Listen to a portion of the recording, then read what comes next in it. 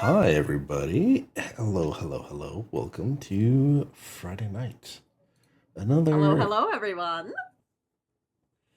Hello. It's time for another session Hello. of the Western Wind, the Betrayal of Light. God damn! It has been a week. Holy shit! We took a week off. We're back. Freudian slip. Yes, I'm trying to get back into D&D things. I didn't get a chance to think about D&D until about 40 minutes ago. Mm-hmm. So, yeah, this will be a fun session.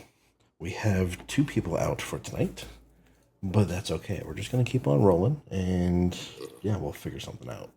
2 weeks ago, not last week, for the first time since we started this campaign, if I recall correctly. Second time? Okay, second Your time. cruise. Ah, yes. So for the second time this year, we took a 1 week break. Let me turn this down, make sure the volume is not... Hi, Katlana. There we go. Okay. Good evening, Catlana. So, 2 weeks ago, you guys witnessed most of Dorok's tribe jumping down some rather large holes in the ground, following these purplish veins that really kind of led to these holes and down into the abyss. You were able to save one of the tribesmen, one of the herd, and it happened to be the tribe's leader's son. He then,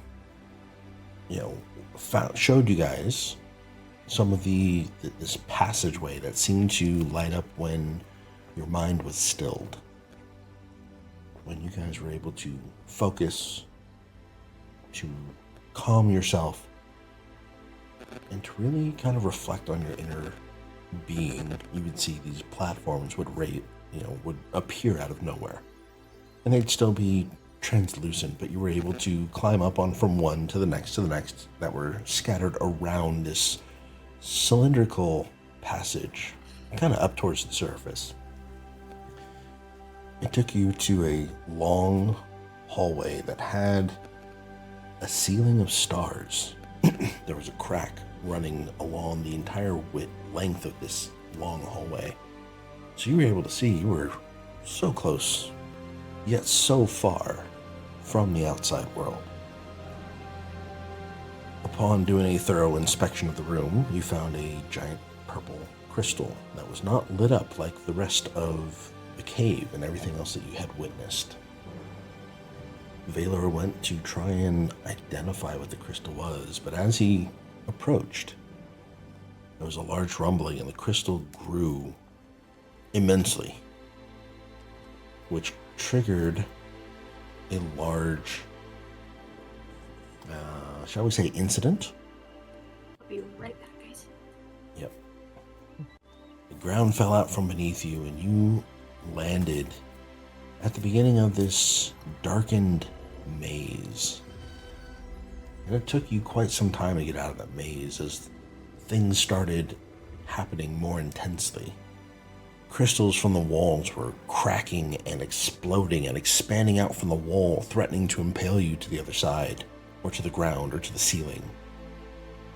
There was another one where there was blue lights and purple lights, and you had some other things that weren't really enemies, but they were a hazard nonetheless, especially being as dark as it was, and only one of you having dark vision. That was very interesting to watch. I don't know how fun it was for you guys to go through, but I can only hope that it was as fun as it was for me to watch.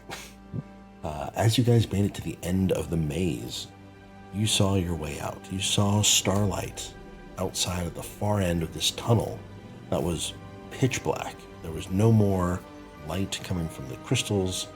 There was only the light that you guys had carried. As you stepped on into this final hallway, the entire hallway started rotating. And it was an inverted floor that kept spinning, and it caused all sorts of shenanigans with difficult terrain. You guys were hopping over things, and getting stuck on certain terrain hazards, and eventually, towards the very end, there was just this slick algae that caused you guys to slip and slide, but luckily, you guys had made it out with just a little bit of time to spare. Valor, as you were crawling out of the cave, there was one final loud collapse, and Tube had grabbed your arm and swung you around as this giant belch of purple light and heat burst forth from the cave entrance, which literally collapsed the mouth of the cave. And that was where we ended last session. You can see that there was this rope bridge that seems to have been absolutely obliterated by that purple flame that was there. It's from the 80s action film, as you guys are coming out of a tunnel and you swing off to the sides and there's just this burst of fire that has come out. And you guys look up and you see... The Incredibles. Yeah, The Incredibles does that quite a bit. I think they did it like 4 or 5 times, I think. But you can see the mouth of the cave here is quite large, but it has now collapsed, and you guys find yourself looking up at the stars, seeing there's a little bit of foliage here and there, and there's not... I mean, there doesn't seem to be anything else aside from this collapsed stone. You guys were unable to find a flower that you may have been looking for. And you're not quite sure what has happened to the Elder's son, now the heir to the herd. Are you guys okay? I think I am. Is anyone hurt? Noeon will go around. I'm physically gonna check everybody.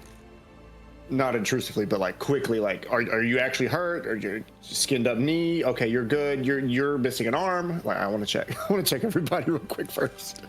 Okay, well, Valid. I'm fine. you should be able to move your tokens on the map, so by all means. Dark is just looking at the collapsed cave. And he like just put his head just goes down. No.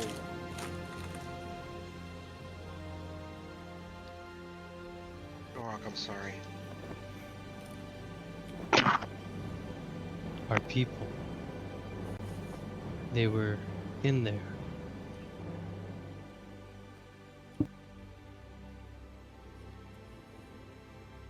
What do we do now?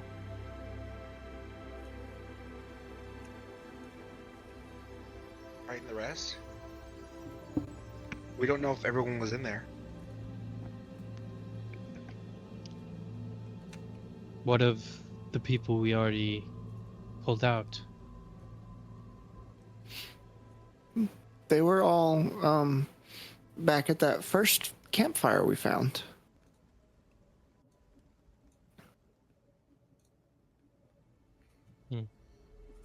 I think they'll be okay. I'm not sure about the others that jumped. We also don't know how far back the collapse has gone. Where are we? Mindz, are you familiar with this area?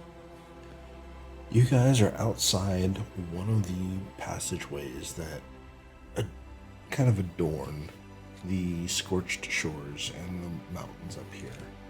This is you're down kind of in not a chasm, but this place is something that you may have seen from way up above as you're moving along the mountain tops and the passes, but this is more down on the ground floor.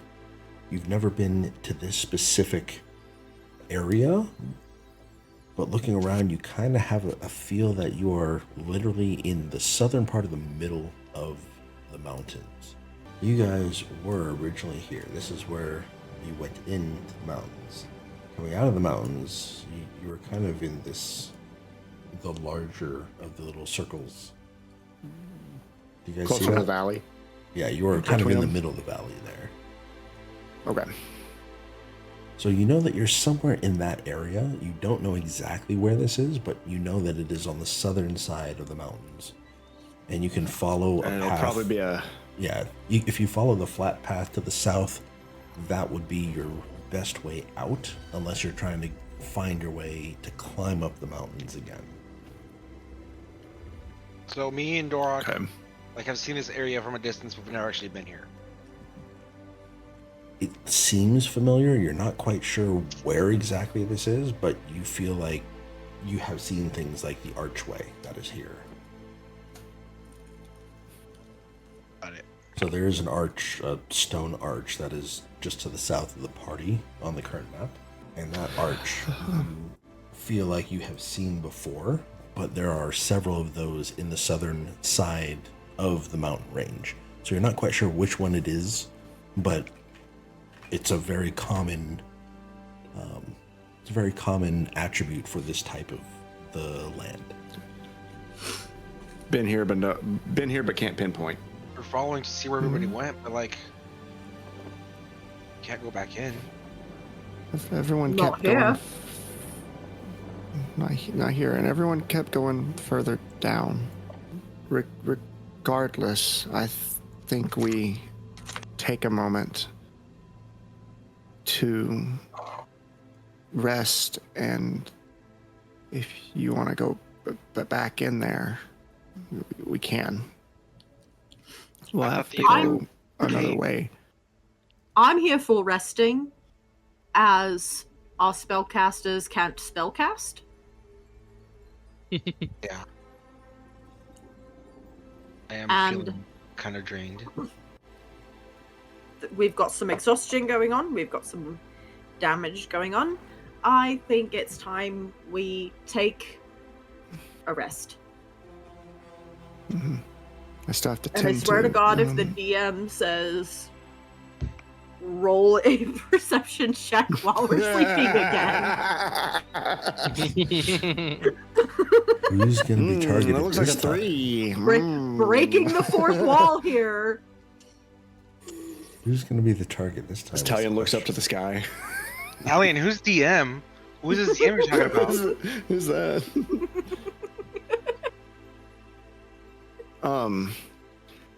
I still have to tend to some of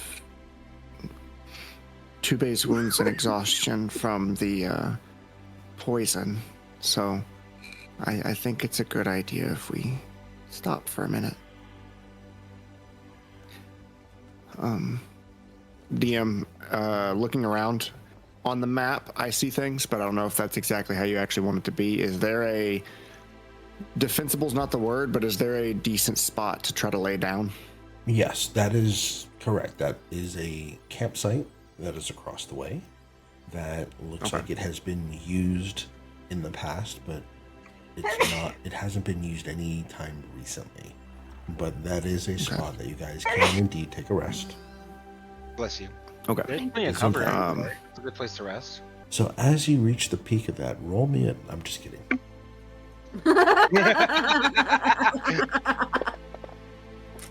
Whoa there, 11. buddy.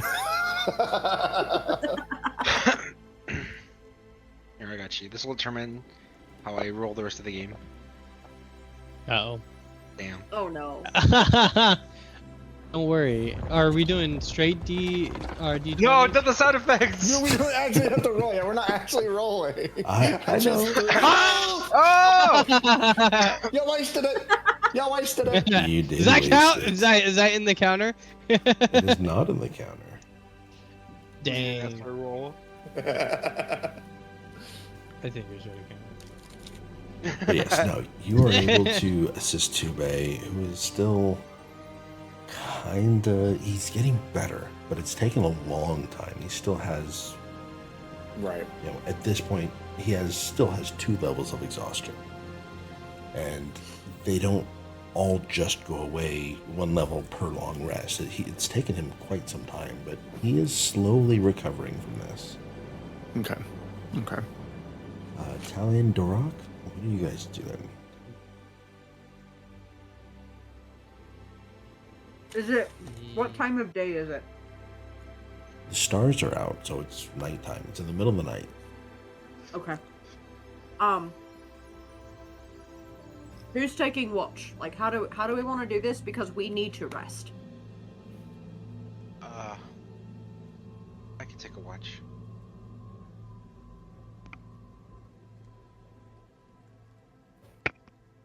Obviously, I can stay we're up gonna make sure at we're gonna some make sure point. Tube's sleeping. Because How many watches do we I need? can. 4? I can take like third watch. I don't remember Allie? mine. So we need 3 or 4 watches. I don't remember how you did that. How you do it? No, typically it's 4 watches. It's 8 hours, which allows people to Split to 2 hours. to Yeah. split to 2 hours. Yes. I will take the last watch because I'm actually going to sleep because I can't meditate. So who's taking first? don't Let's just set up mind 3 hours, staying up. or excuse me, 3 watches of 2 hours each. That way, each one of you can take one if you would like. Are we each taking a watch? I mean, there's Yeah. I'm staying up with Tube first. I can go first or okay, I'll go second then. okay. Ted, I'm you want going once? Twice? Sold. Sold to the big bald man. All right. So I'll take whatever watch I need. That we need I'm left. moving you over here. Italian, I'm moving you. I've disappeared. No. All right, Valor, you done it now. I knew it was gonna happen. What? All right. So you guys all lay down, exhausted.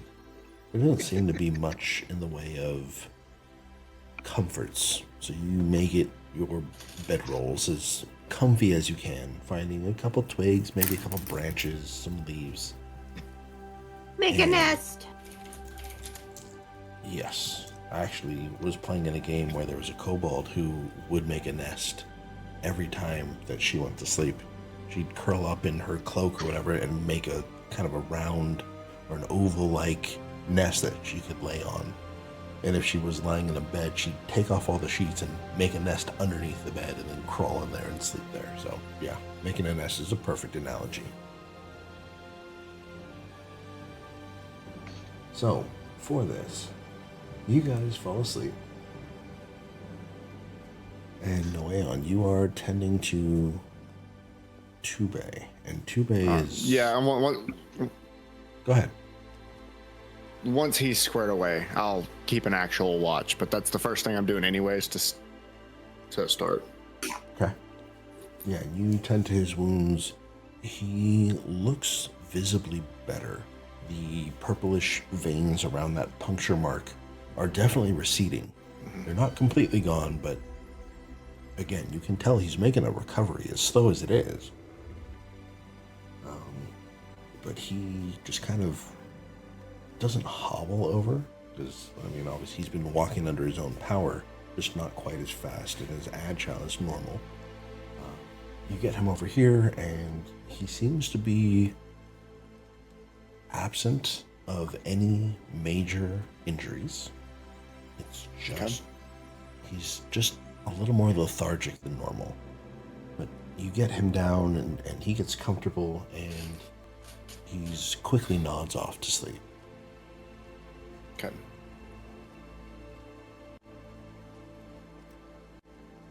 And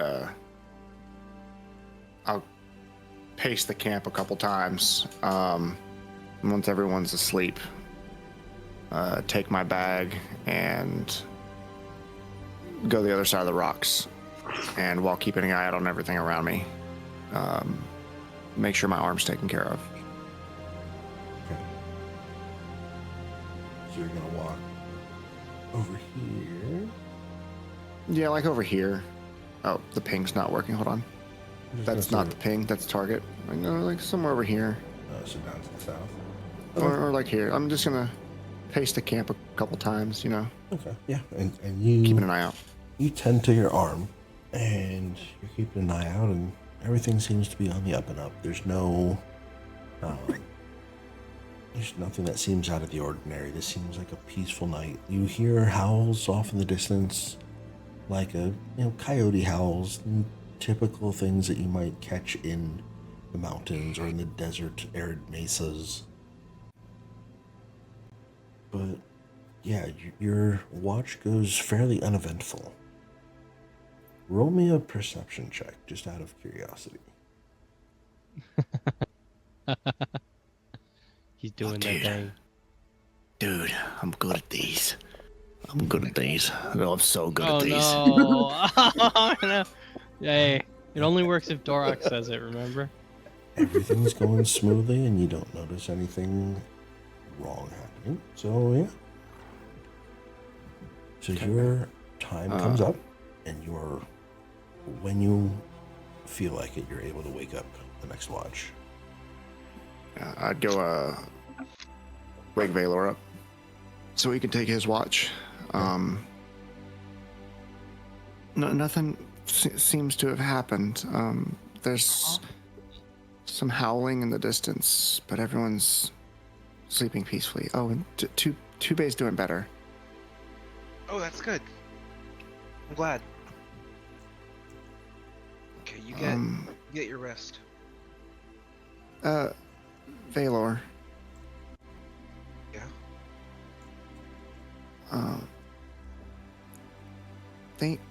Thank you for pulling me away from the pit holes earlier. And I'm gonna just, without continuing the conversation, go and sit down up against one of the rocks. Get some rest. I'm gonna go ahead and climb up with this rock. Okay. Get like a good view on like both sides. In case someone tries to like get up on us. Yep. And stay posted up there. Okay. And Just gonna look around here. Just everywhere. you're able to see 360. everywhere except for down here, right along this ridge. Right. But you have a very good view of everywhere else. And you see Tubei is snoring. He is crashed out. Is anybody else snoring? Or are you guys just sleeping peacefully? I don't know Dorak's if also I don't know snoring. if I snore or not. Nobody's ever told me I have, so I don't know. Okay. But you also have been kind of a loner in that respect. Yeah. Okay. Well then, yeah, just Tubei is sawing logs. Maybe it's a condition of the toxin, or maybe it's the remedy working. But Valor, yeah, you also hear the howls, the coyote howls of just kind of echoing throughout the mountains. Something that you're used to from your nights staying with the herd. Roll me a perception check, please.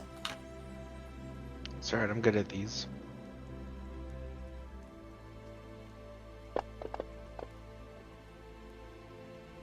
Honestly, you wasn't are bad. indeed good at those. I was a 15. Yes. And as you're looking around and keeping an eye on things, you get a feeling that something's watching. You don't know who or what direction. You just have this suspicion that something is watching. But there's no movement that you can see. You look in every direction. You scour your entire atmosphere. You are looking around and you are unable to figure out where it's coming from or what it is. But your watch goes by without a hitch, aside from however paranoid you might have become from that. So yeah, it's your time to wake up whoever is the final watch. Oh, right. I will go wake up Dorak. Okay. Dorak. Oh, Is it time? Yeah. It's your turn for a watch. Okay. Hey, Dorok. Sorry. I when I slept you earlier, I wanted to apologize for that. Trying to keep you pushing forward, but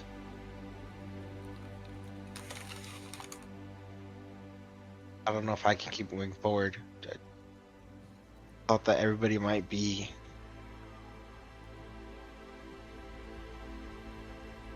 No.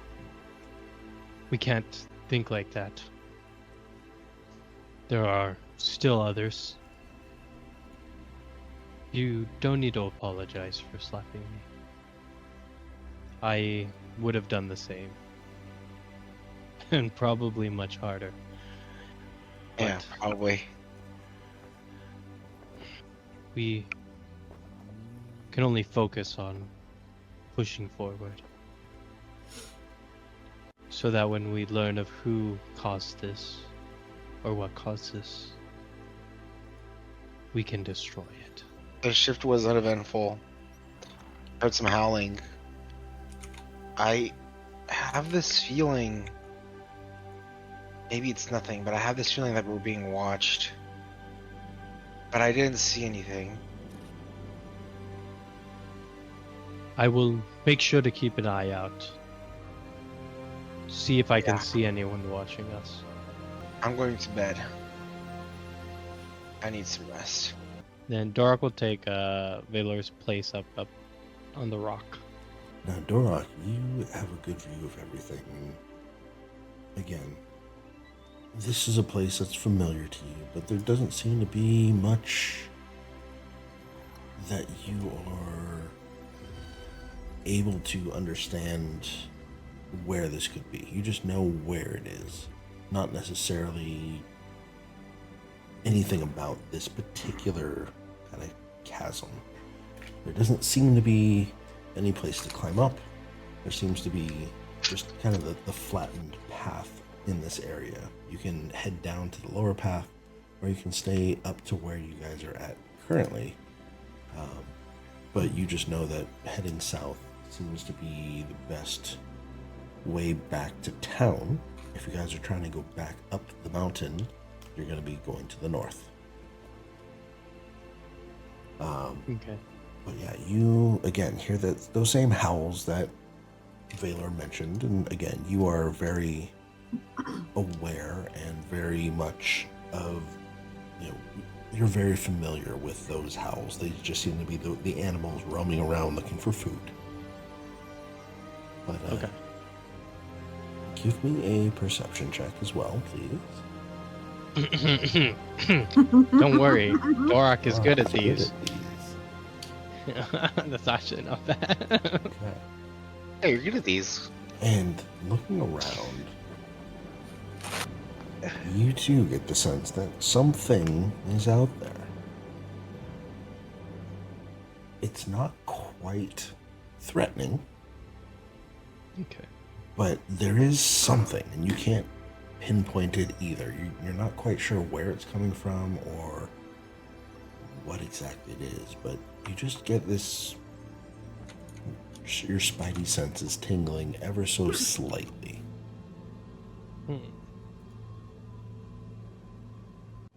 Okay. Then for the rest of his watch, he'll just be like on the ready in case anything attacks. But yeah, everyone's awake now.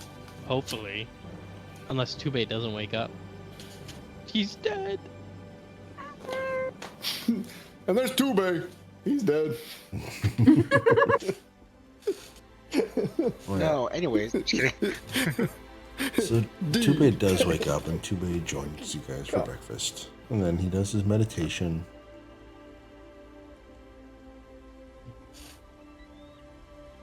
But yeah, you I guys join him in are- the meditation without saying a word. Okay.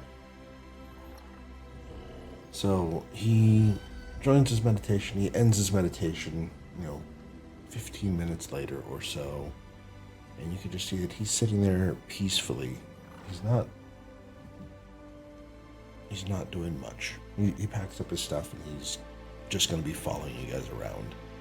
I don't want to try to attempt to kind of make up the decisions surfer for him. voice. So, Where should we head to next? Well, south will get us back down to civilization, but north is towards the top of the mountain. Trying to go back up? I mean, we haven't checked the mountaintop. I feel like going up might be the right way to go. Is that what you want to do, Dorok? It would make me feel better, yes, if we did not quit. I'm not quitting either. I don't want to go back down in the caves though. But there's clearly something wrong with your people and your clan. So I'll Might be still also help. more lives to take down there as well. Yeah. More. I appreciate it, everyone.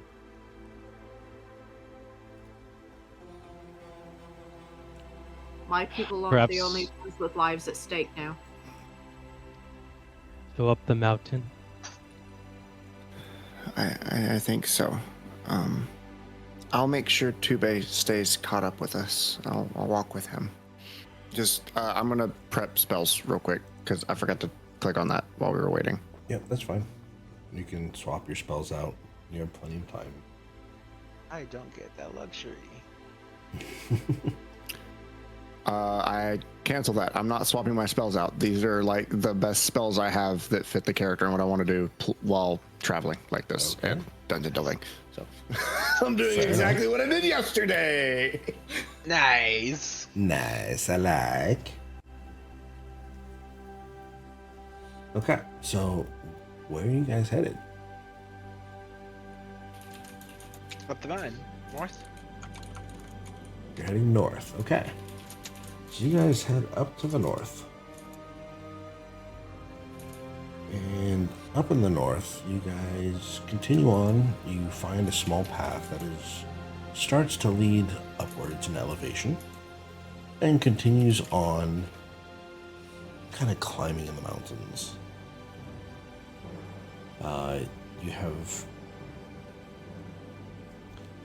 You end up coming across something that looks like a very recent landslide that seems to be blocking the path after about 20 minutes or so of going somewhere. It's the bottom of our landslide. It's ended up.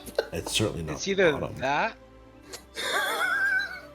It's either that, or it was caused by the eruption that we were running away from inside. Explosion. Maybe. If you guys want to continue north, you can. It's just going to take quite some time to climb up and over this rubble, which has kind of formed a mountain in its own right. Yeah, so we either go the long way back to civilization or the long way back up, or we try to like climb our way up the mountain from here. Oh, are there any, I'm not from the area, but are there any like other cave exits? Because there might be more in that like string of caves. Have we looked around for any of those? Or does Dorok or Valor know of any? Well, the thing is, we never knew about those caves ever existing. When we arrived to our tribe, there was a big ass hole in the ground that we had never seen before. Great I way to don't put think- it. Like that? No, that's exactly what it was. I can go back to my notes, but like, Yes, Like, we it got was a there, like- hole that was not there when Dorok and Valor left. So they had never seen that hole before.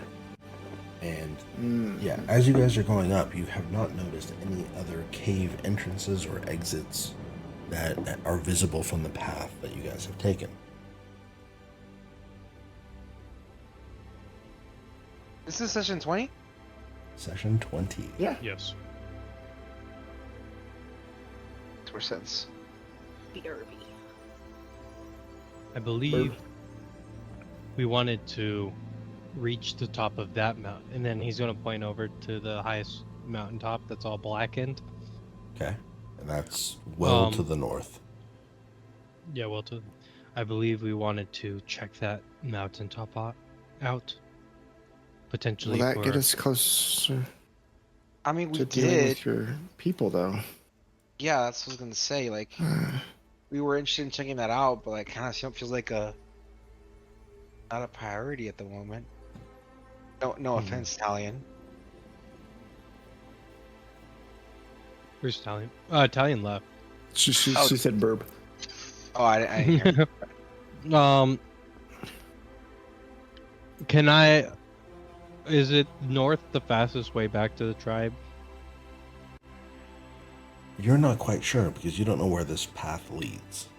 If you climb up and over the rocks and the stones, it's going to be like you are literally scaling a mountain, mountain climbing, until you can get up to a point where you recognize that you have been before.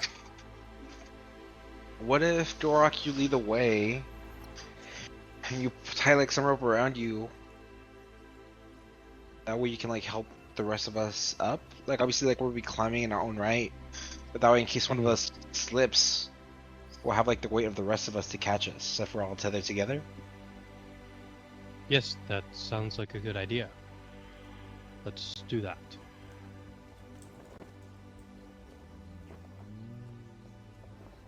Guess since I'm the lightest, I'll go at the end, and I can have. I'm thinking Tube in front of me, no one in front of Tube, so that no one can keep an eye on Tube, and then Tallinn right behind Dorok. And we'll scale our way up this rubble. It's mountain climbing, but surely there's footholds and like unnatural locations. Yeah, and if anything, Dorok can like, because he's like the strongest, and he's gonna go first. Yeah, he can like drag us up. Worst comes to worst. Heave! I mean, he did stop the landslide. True. I mean, that's true. Okay. I had to help. So you got. I'll give everyone else their kudos. Yeah, fair. So you guys are gonna Except climb me. up the rubble and try and find the path that you guys have recognized, correct? Yes. Okay. Is Talion going off by himself again? No. Okay. Well, you guys do it. You grab your hammers and pythons and your rope, and you guys slowly make your way up the rubble. And there doesn't seem to be any slips. Dorok is able to easily kind of find holes that he can just grip and help each one of you work your way up this rubble. As you get up there, you continue climbing up the mountain, and eventually you come across a path that has a marker on it. Dorok, this is a marker of the Stonefury tribe, and you and Valor both recognize it immediately. Dorok, you have been on this route more than Valor has, because Valor has not been with the tribe as long. But you both recognize this as one of the southern outpost scouting paths. So you guys are fairly far away from the tribe, maybe a day's journey. Ooh. But So now that we recognize you where we have been are, here. Yes. we're like, do we know where we are? We're like on the southern side of the mountain still? Yes. For sure? You now are on the southern side. You are more to the west. You're I wouldn't say fairly close to where you guys traveled up the mountain to begin with. But It's west. you're more southeast from where you guys followed just the path and you climbed up, or you ascended the hill where the first landslide happened that you guys were caught in. You guys are much more to the southeast of that spot. And now you are just about at the same elevation as that path. But this is a path that both of you have taken at least once. Valor, you've been on here 2 or 3 times in scouting runs with Dorok when you guys have left, as everyone in the tribe does go out and do scouting runs from time to time. So you both know your way back. You both know that it's not the easiest of paths. It's not just a flat walking path, but it's not super treacherous. It's just you guys are quite a ways away.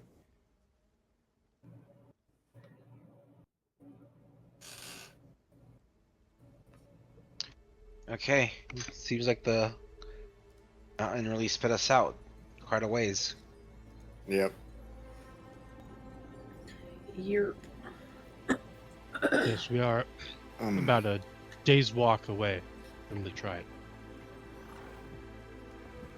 And then he's going to point down the direction we'd need to go to get back up. It's the only way we know to get back in the caves is that hole, right? That we know of, yeah. But at the very beginning of the cave system, there's like the 3 tunnels. Mm-hmm. 2 of them weren't completely explored.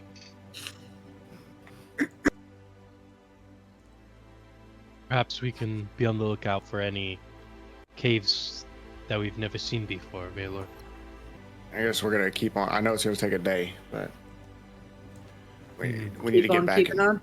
see if there's any other people. Make sure the other 4 that we've saved don't jump back in, or 5. I think it Day was travel. 5 if you include the I'm sun. including the 3 that were there, the 2 that we did bring back, and now there's a 6 that we don't know what happened to him.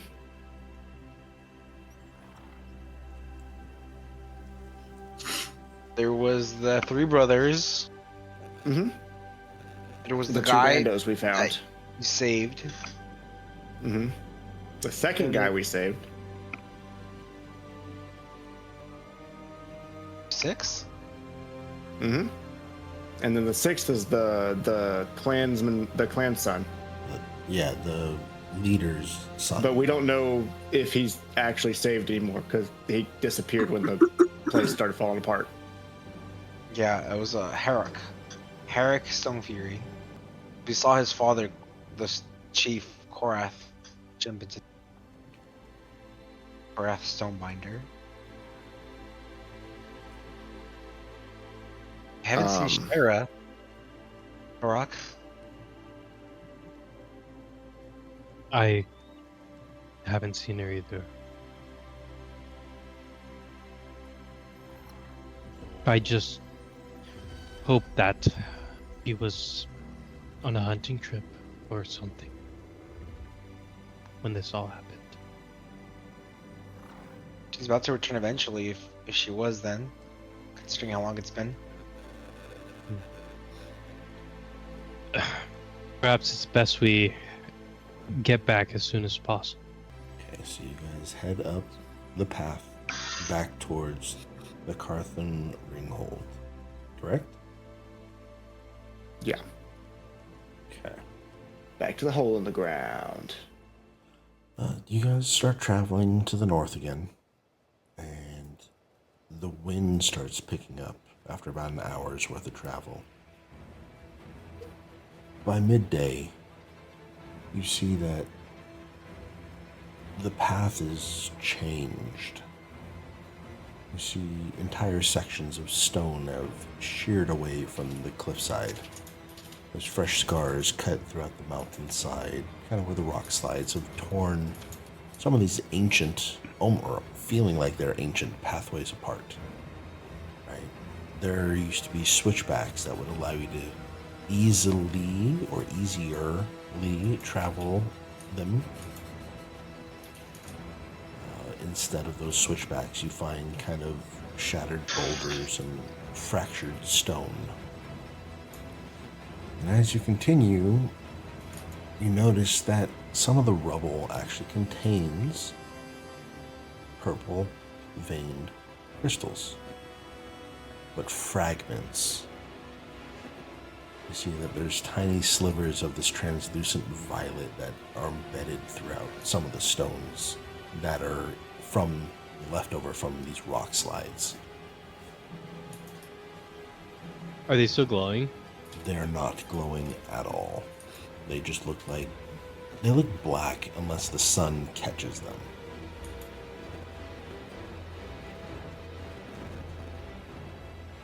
So the further along you travel, the more common that these stones become. And the wind changes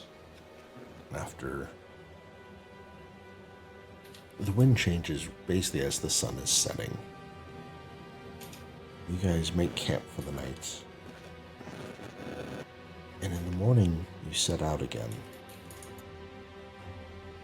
Again, you find more and more of these switchbacks are gone. There are more purple-veined stones throughout your path. You're stepping over them, you're moving them to the side. There's been a lot of damage from whatever happened while you guys were underground. And as you come up over the ridge to where Carthon Ringhold is, there's a very cold gust that carries dust, in a almost a sharp blast from behind you, almost pushing you towards the ringhold. Ugh. You guys feel the hair, what little hair you have, Dorok, on the back of your neck, just kind of stands up ever so slightly. The peach fuzz. The ringhold is gone. Or at least the ringhold that you knew. The enormous stone ring that once had kind of crowned this mountainside looks like it's collapsed inward. What used to be a proud fortress is now a broken bowl of shattered stone and debris. You see there's entire walls are gone. Watchtowers lie crushed beneath avalanches of rock. And massive sections of the outer ring have fallen hundreds of feet down into the valley below. Oh no.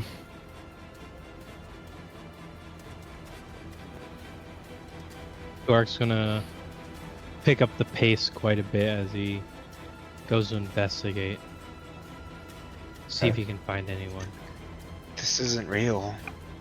Not just anyone. The bottom of the hole. We need to find the bottom of the hole where the other guys are like at a camp, underground. This can't be real. This isn't real. You rush forth. There is no more gate that you pulled open just a few days ago. It's gone. There's the wall on the left-hand side. Even the two doors that swung open and closed have been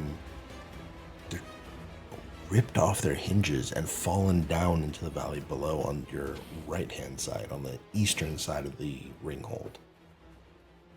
You rush forward and you see that what little buildings are left are not without damage. There's cracks, there's all sorts of things around them. And you rush towards where the hole was. And the hole isn't there. And I say that because the hole isn't there. Where the hole was, that entire portion of the ringhold has collapsed and has slid down into the chasm below.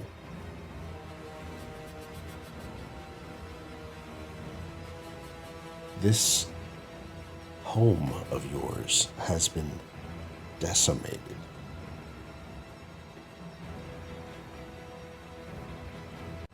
As Dork gets to where the hole was, and he sees it filled with just these huge amounts of stone and dirt, he's gonna just start saying, "No, no," and he's gonna start trying to dig it out. Start digging out. It's gone. Are you gonna start digging? At where the hole used to be. The hole used to be 30 feet off the side of what's now a cliff. Oh, I see what you're Like saying. that So it's just entire completely section sheared is off. gone. Yes, it sheared off and Yes. shifted Oh. like a glacier. You know, Oh my or, god. like, yeah, this entire Yeah. ringhold, part of it, 30%, 40% is just missing. It has, and you look down and you can see what was buildings, what was a smooth polished stone that, you know, the main circle that housed the arena is broken into hundreds, if not thousands of pieces down below, 600 feet down into the valley. Like the landslide tore this place apart and sheared off half, maybe a little less, of the entire city of the ringhold itself. And Doric's gonna run to the edge, and he's just gonna look down at the destruction of that on his city, on his home, and he's gonna drop to his knees, and he's just going to look to the sky, and he's gonna shout, "What now?" Fall to my knees. I thought we could save them. As I look over the edge, do I see any openings in the cliffside from where previous tunnels were? You do not see any openings from the cliffside. Now what? What even caused the gems and the rocks to do that?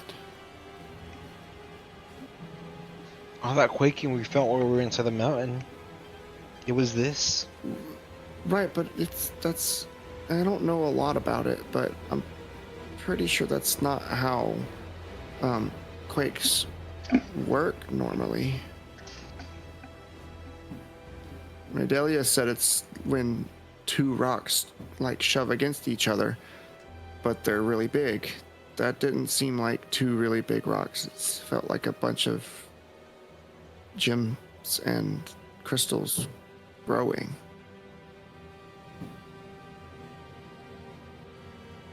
Where do we see off the edge of the cliff, Mindz?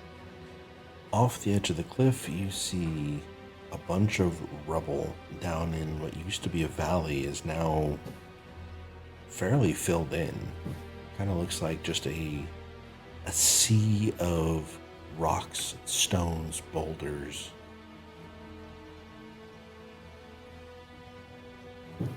And that's really it.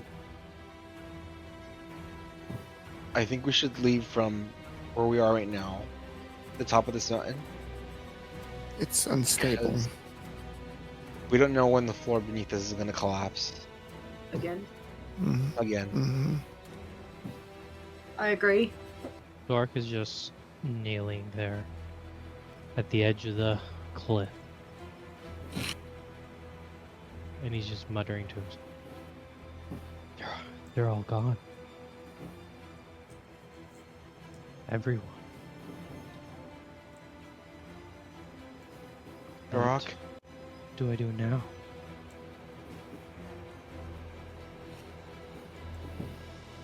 And as fucked up as this is gonna sound, I'm gonna pull out my small sketch pad that I keep in the pocket protector in my.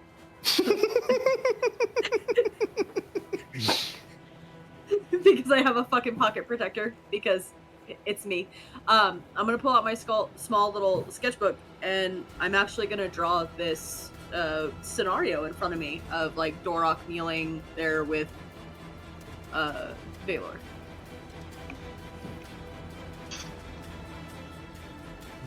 Dorak, we have to go.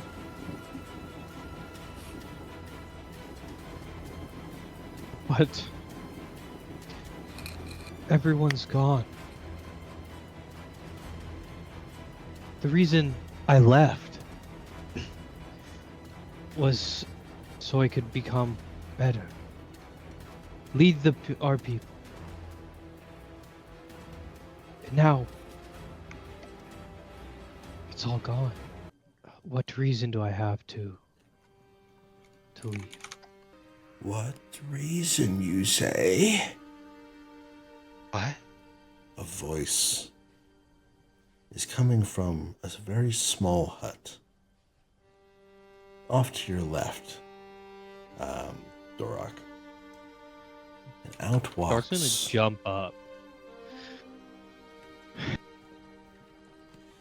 And out walks, or slowly kind of hobbles out of this hut. Who is it? It's Hrogar Stonefury. I'll type it in chat.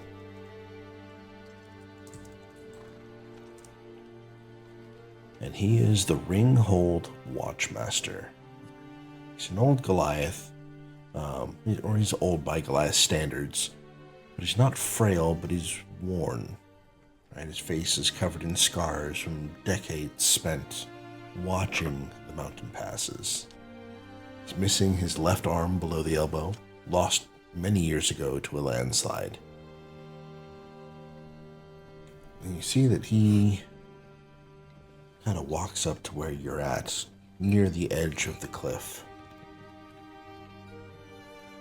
And he looks out over the edge.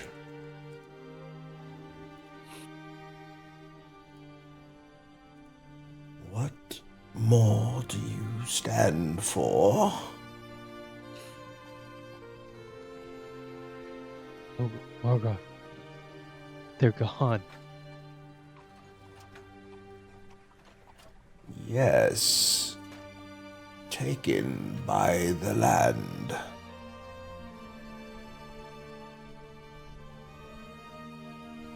Why would the Earth Mother be so cruel?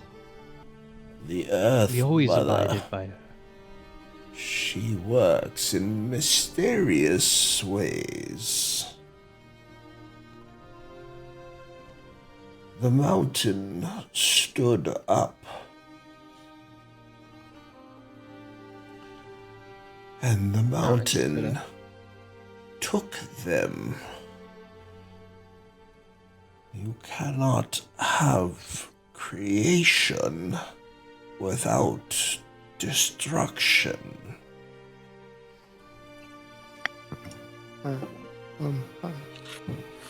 Are you saying the Earth Mother? She's the one who did this? The Earth Mother does as she pleases. When What? she decides to take action, nothing can stop her from completing it. But what if this isn't the Earth Mother? Well, then the Earth Mother will take action in response.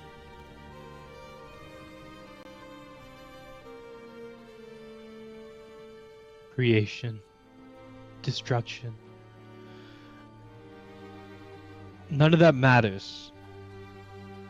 What matters is my people, and they are gone. What am I to do now, Hogar?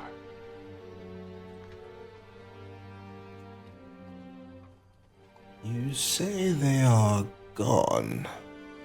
However, as he takes a step and then another one closer to you, He reaches out his hand ever so slowly, as if a practiced move in order to keep his hand steady.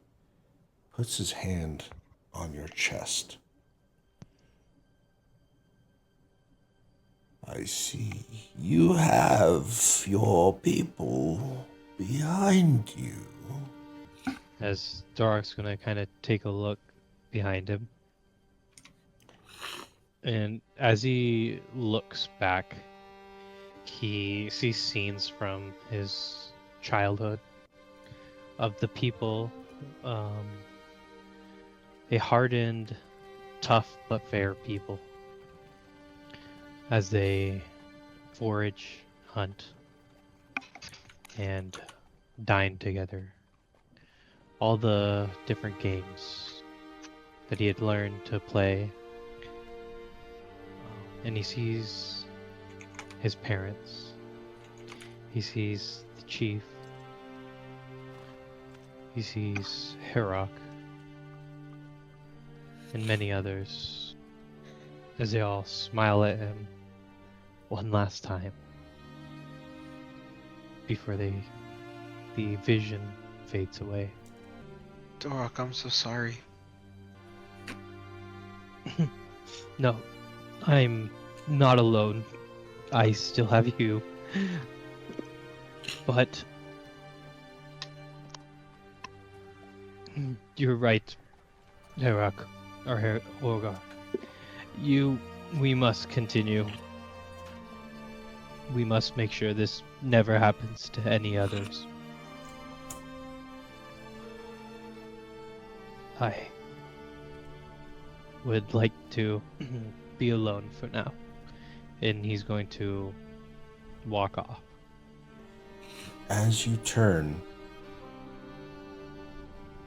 as you turn, the hand from Hrogar kind of shifts to your shoulder, your arm, and quick as lightning, with a strength that you had no idea that he had, he grasps your bicep.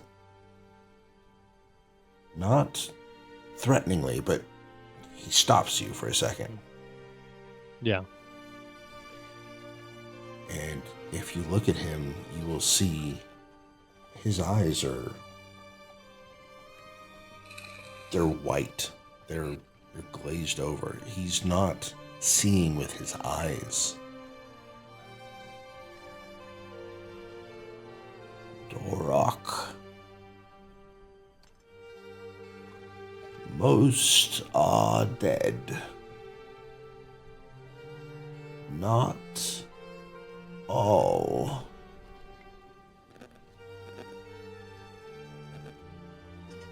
Most? Where are the ones who survived? They have not returned. I am not sure where they are going.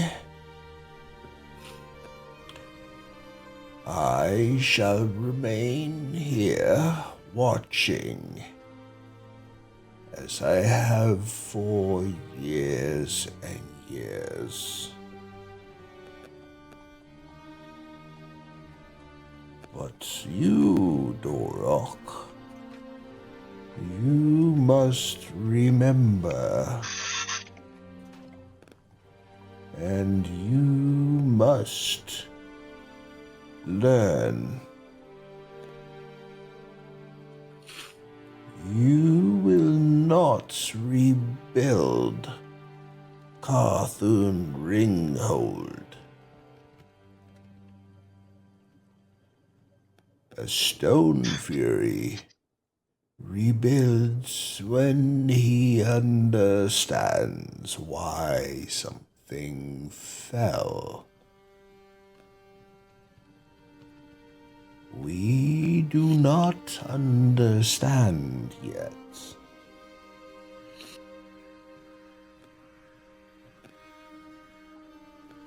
And he leans in a little closer to you. And he says, Ringhold is finished.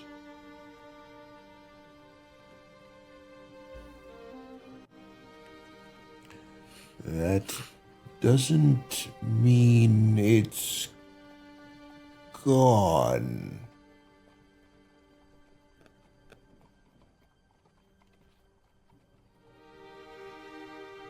That's true, Bogar. You stay here and watch. And Dork's gonna hand over the supplies he had bought for the tribe and give it over to Borgar, and he says, "This is for you. Do not worry. I will remember." No, I still no. I shall not take your gift. The mountain kept our ancestors. The mountain keeps our stories. Now it's keeping our future. Figure out if we're supposed to take it back.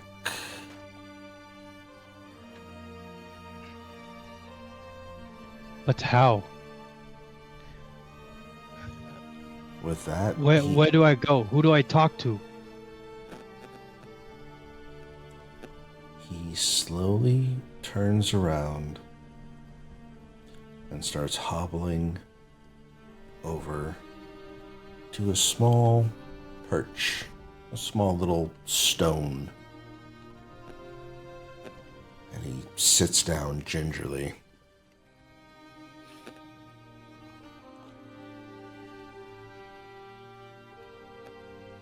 And his gaze falls to the valley below, where the pieces of ringhold still scar and fill up the valley.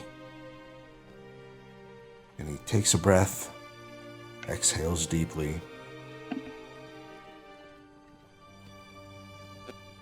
find your people and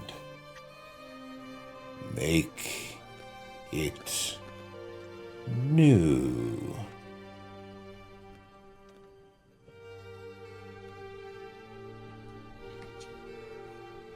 And he looks out, dead ahead, out over the mountain. Kind of the... What am I looking for? It's not the outline or the cityscape, right? But he's looking over the mountains off in the distance. He's got a proud, almost a smile on his face, as if he's remembered something from his childhood that just made him super happy. And you see him slump over.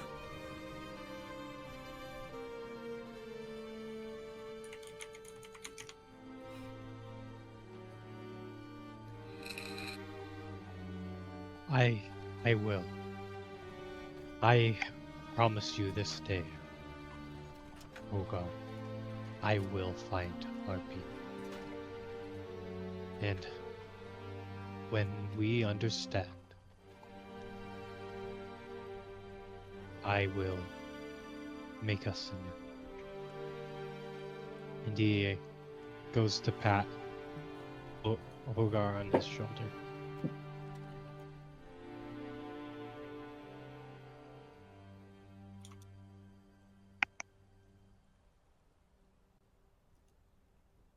What timing on the music, too. Mm-hmm. That was well done. Yes. And Noeon, he did. It looked like he literally sat down, proud of something, closed his eyes, gave in to the feeling. So Noeon's gonna go to make my way over there. But something clicks. He doesn't know what it is, and he's gonna stop himself from just sprinting over there. As you guys are watching Dorak reach out, you'll see the moment he realizes. He pretty steadily goes to reach out. Then a little bit of hesitation, and then you just see his hand kind of drop. And his head just kind of lower. I'm just back here like drawing the whole thing and crying.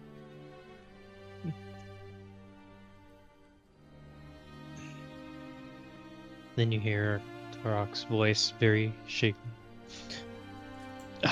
We should lay him to rest. As he would have wanted. And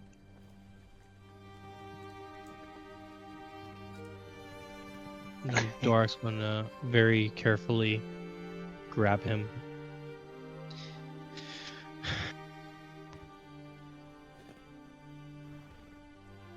And according to the customs of the Stonefury tribe, Dorak will bury him in stone. As I'm gonna help as well. Okay. As am I. as all of his ancestors have returned to stone. You And guys do that, and yeah, you leave a very nice pile of stones.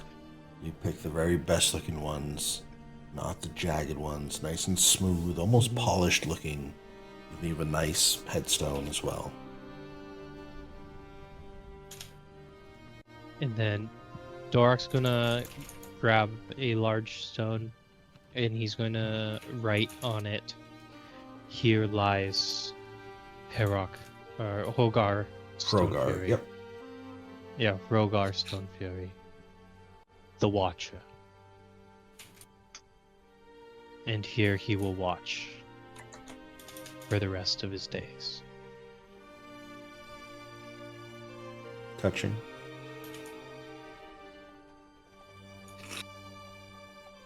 After we finish burying him, Dorak is going to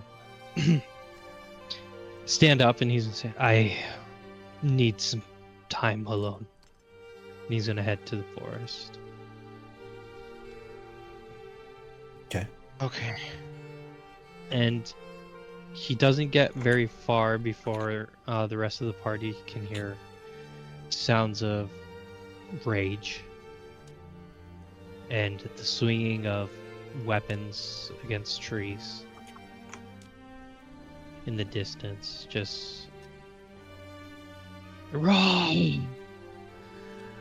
And this continues for about an hour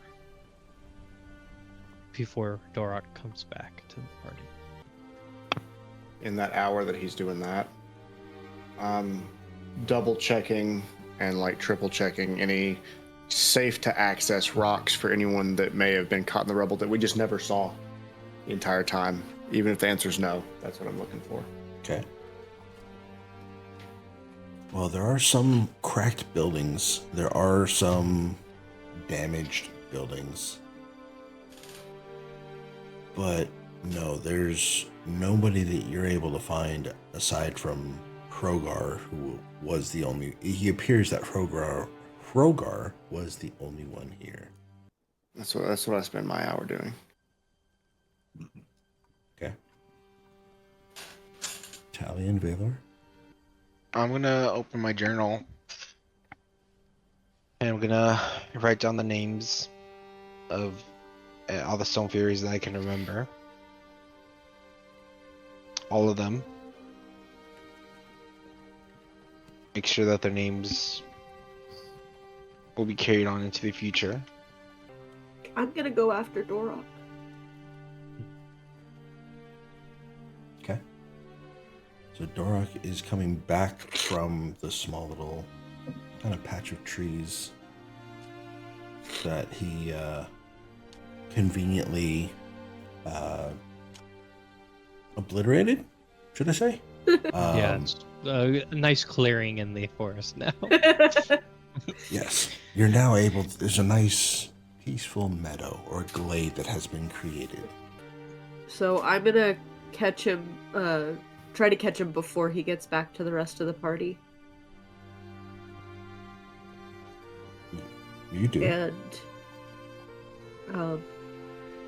much to the amazement of everyone,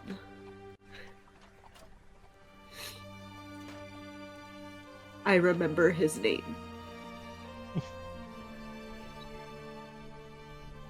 And my voice, as it is now, is a little on the shaky side. And I step in front of him and I look up at him and I say, Dorak, I am so sorry. You can just see his shoulders heaving, out of breath from this destruction he laid on the land. And if you were to look closely enough, you can see his eyes are red. His head is down, looking directly at you, Talion. He's... I appreciate it. And I too am sorry. I think I begin to understand the pain you feel.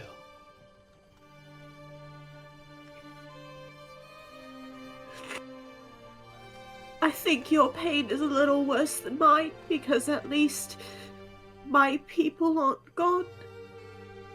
And yours are. No, not gone. In here. And he's gonna do a hearty fist right to where his heart is. And they will always be here.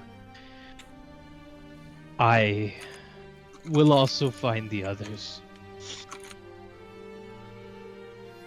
But yes, for now, we are destroyed. Then you kind of see him square his shoulders back, kind of stand up a little taller. And he's going to say, Italian, know this. This will not happen to your people. For I, Dorak Stonefury, will not allow it. The Stonefuries may be gone, but the elves will not be. This you have my promise. And without even thinking and just absolute spur of the moment, I just launch forward and I just wrap my arms around him and like this massive hug. Just like, I need you to understand that I don't hate you, and I'm sorry for attacking you, and I'm sorry that I got us into this mess, and I'm sorry for everything. Please forgive me.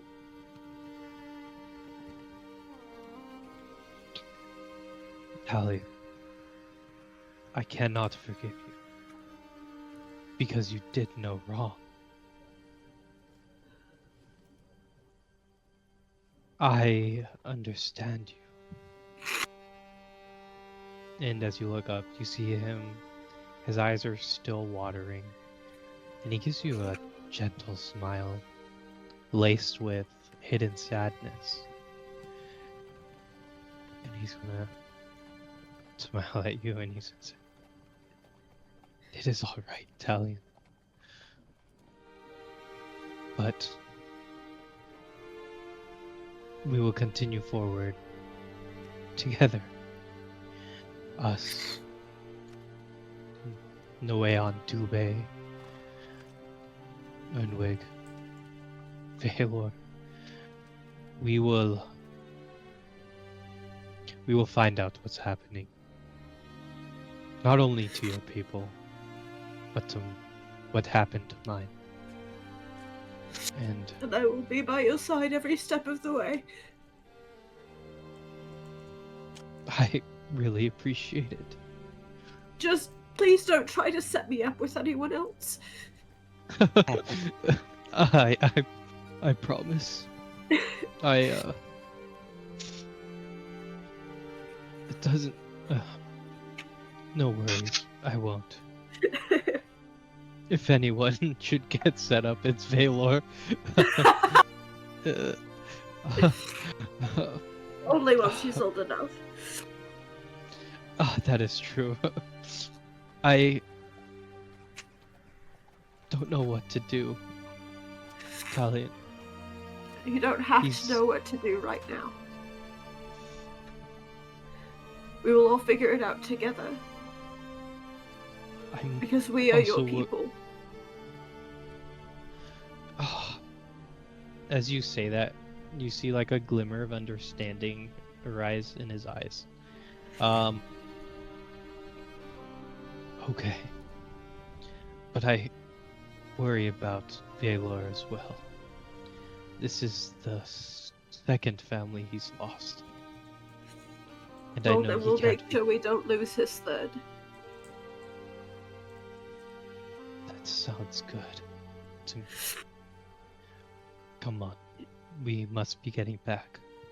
Yeah, Lest the others worry more than they already are. you're probably right. Let's go. And I turn and start heading back toward the party. And Dorak will follow, but he'll give one last look behind him at the clearing. And he's going to inhale deeply, exhale, and set forth, almost as if he has put on this weight onto his shoulder, and yet he has chosen to continue forward on this path. Like, as we walk back to the party, like, I'm just wiping my face and my eyes, trying to, like, I'm not crying, you're crying. I'm not crying, you're crying! While Mm-hmm. I'm actively over here sobbing and sick and gross. You know. Here we are. Of course. Okay. So, Noeon and Valor, you guys see the two of them are approaching.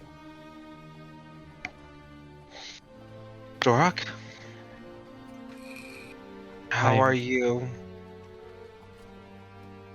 I'm fine. And he gives like a small, forced smile. And he says, "It's okay, Valor. We will be together, and that's what matters right now. And helping our friends." Okay. And Dorak's gonna crush Valor in this giant hug. Oh. Sorry, No, don't be. Right. And he kind of I like don't- straightens up. Oh, Sorry. yeah, go for it. You finished your. Okay. And he'll straighten up after letting go of Valor, and you'll see kind of this mask go back over him as he pushes down this hurt he's feeling, this rage, this anger, and he's just going to look focused. He seems to have lost quite a bit of that joking innocence that he had before. And he will say, "What are we going to do now, guys?" I didn't find anybody in the rubble while you were gone. But I don't know exactly where to look next.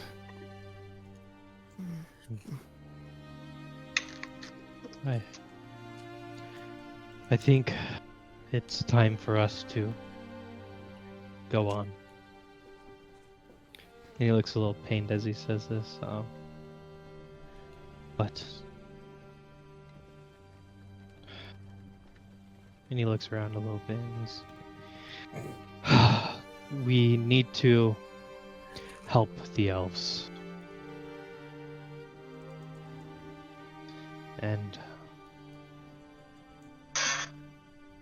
we need to gather the supplies. But I appreciate it very much. No Aeon, Stonefury. It's Alterner. Yeah, he gives a little chuckle at that. No Aeon, Alterner, friend of the Stonefury, he said. Thank you. God, no, Aeon's so adorable.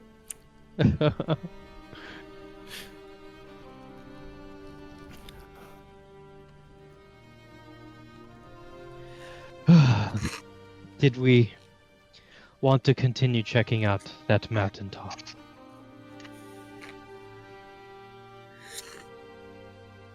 It was I'm for it if we can find answers. yeah. Yeah. What was the hint's not the right word. What were the clues we had? Again.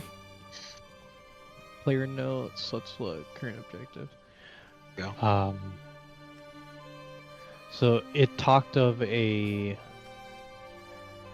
crimson Cinder bloom. flower. Yeah, that grows Cinder in blossom. volcanic cinder blossom. It grows in volcanic regions that are warm to the touch, found on the peak of the Devil's Spire. And we That's not here. It's not here? Yeah. Do you know what the Devil's that black Spire is? mountain, we didn't know where it was, but Yeah, player to player, this doesn't feel like a volcanic region. Well, no. Yeah, it's a like, black mountain. when I rolled like a history check a couple sessions back, mine says that some mountains in the distance from where I lived, like, they we- were black, but not Yes. necessarily volcanic. Yes. Now that we're in the region, Blackened. player to player, this doesn't feel volcanic. Yeah, we also said maybe the Moonveil Iris. It could be where the veil was thinnest. Because we Yeah, don't that's- know that's what. In pure waters, though. Oh. It only blooms beneath midnight in pure waters. You're right. Okay. Fair. Well, I don't know where we need to go, but perhaps for now we head back to town. I think that's probably best for now. We really need to find someone that knows where to look next if we were to ask. I do remember that Tassara Visera told us that the hell wasps are not to be messed with without preparation, but surely we can find a jungle or a volcano at the Devil's Spire. Surely someone knows, maybe one of the sailors. Maybe. Let's talk there then. Ask around. As this like conversation is heading towards the end, Dorak's gonna grab the rations that he bought and he's going to set it nearby, kind of like outside the hut, and he's just going to leave it there. Okay. And he's going to, I guess he's just in his mind he's thinking that if there are any people who survive this, they could use it. And if not, then it'll help someone. And he's gonna turn around and he's gonna say, "Come on, guys, let's go." He's gonna start Okay. heading down the mountain. very benevolent. So you guys head down the mountain. You take the paths. I mean, the only path that's really open to you is the one that you guys came from. And again, it's... Originally. Yes. And it is full of reflection. Dorak, you remember everything about this path. As you're going down it, you are just cycling through memories of growing up. And it may or may not bring you pain, joy, hope, or depression. That is only something you can answer. But you are flooded with the memories that you have made growing up until you left. And you remember why you left.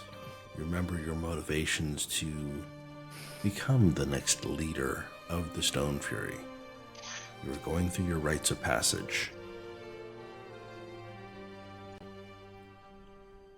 So it kind of, again, it allows you to reflect on your life, how you came to be here, and where you're trying to go now. But you guys make it down from the mountain. You find your way back towards Endar Findal. Are you guys stopping off at Endar Findal, or are you passing by and going towards anywhere else? Figured we would stop through and pick up Ernwig. Ernwig, yeah, before he gets lost completely. Like, I thought he'd follow us. We didn't see him. If we're going back to Endar Findal for the armored man, can we just not tell him I'm sick and not let him kill me, please? I thought he was there when he said everything. No. You're sick? Oh, brother. No, remember the disease that all the elves have? Oh, That's what they I forgot it's a disease. Yes, unfortunately. So I think we'll stop by Endar Findal to pick up Ernwig, and then we'll head over probably to Seabreeze Haven. Okay, the well, next if time. that's the case, restock I'm the not rations. going. And if we're going back to Endal, fuck it. No, Y'all- Just go outside the gate. I'm staying as far fucking away as possible while you guys go in, because I don't want to be searched and have to try to fucking wrestle my way out of it again, because God knows I used all of my good rolls last week, and I I don't want to die. Yeah. I'll stay outside with the Italian. Okay, cool. Yeah, then it's probably best we leave Tubei too. Yeah, leave Tubei too. Gonna run in and grab the Ernwig and some supplies. Do we find basic Ernwig supplies. in Yeah. Endar Findal? Well, for the people that are going in, Fuck it. yeah, you are unable to find Ernwig. He's not at the house. He is not anywhere in the city. You ask around, none of the guards have seen Ernwig in some time. They said he left to catch up with you guys. Okay, cool. Did he know where we were going? No. We're gonna just in case. Do we know where he was first heading? Like, was he heading to Seabreeze Haven? To catch up with you guys. Okay. That's all. Well, no. perhaps he's in Seabreeze Haven. Oh, you know what? Wait, no. Valor. Alright, never mind. Yeah. I don't know a way to contact him. I don't either. My message can only go so far, and if he's left. Should we leave something? Oh, that's a good idea. Leave a Yeah. note at the house. Yeah, let's leave a note. Okay. I'm not that good at writing. Can you do it? Sure. Okay. We're just gonna leave a simple note saying, "Hey, we're headed to Seabreeze Haven to ask about Dear Ernweg, some I hope sailors." this letter finds you. Or that you find this letter, I guess, since I'm leaving it here at the house. Anyways, we're going headed on a to journey. Seabreeze Haven. Meet up with us there. Or if we've already gone, then we're headed towards, where are we going again? The Cinder Bloom is what we're trying to find. That's what we're focusing on. Yeah, we're Where- trying to find the Cinder Blossom first. We're looking for leads for the Cinder Blossom. We're hoping we can find some at Seabreeze Haven. Anything else I should add? Thinking of you wherever you are. Maybe add something like we'll leave a note with the tavern owner. If you We do all not find us share there. one sky. One There are many worlds, but we share the same sky. Wherever One you sky. may be, wherever you may be, just know we are underneath the same moon. Yeah. Oh. Me and Valor are speaking different languages right now. Same. Yes.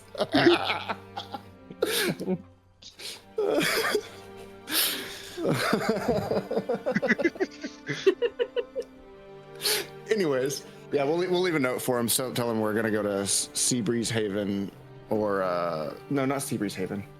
Is that what it is? We are going to Seabreeze Yeah. Haven. Yeah, we're gonna go to That's the Seabreeze one on Haven the other or continent. It's Kirith's Landing. Here's That landing. one. Okay. that one. I add a scratch to the note, Seabreeze You Haven. guys And then- caught the mistake. I was so excited. Like, you guys you're going where? Okay. I like scratch was- like Here's landing and just add Here's Seabreeze landing. Haven up to it. wait. Here's Other landing. way Here's around. landing. Here's landing. Curious Landing Kirith's is the right Landing's where one. we're headed. Can you imagine if we write Seabreeze Haven, we arrive in Curious Landing and be like, oh crap, that's not the name of this town. That's what I was expecting. As soon as you guys leave. Okay, you guys head south to Kirith's Landing. Are you sure? Are you sure Alien didn't write this letter? I'm gonna keep writing. Oh shit! I'm gonna put like a little arrow that says turn page over. Okay, we're actually going to Kirith Landing. Please don't go to Seabreeze Haven. P.S. Alien did not a new, write this. starting a new journey may not be so hard. Maybe it's already begun. You can reply to this message. Did you guys read campaign memes? Yeah. You can reply to Hold this on. message. Oh shit. He like Written finally out, turns written that. out. You know what's funny is if he like rolls a perception check, and then he's like, frick, and he like looks up and he's in Seabreeze Haven, and he finally flips the note over.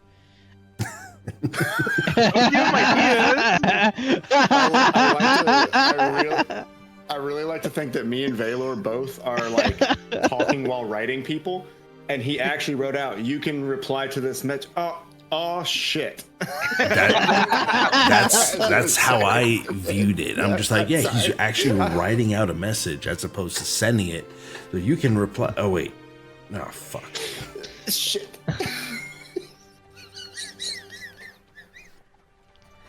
Are you okay, Smug? You're wheezing. It's funny, dude. It's funny. Dude. You You're know what? wheezing. You know what?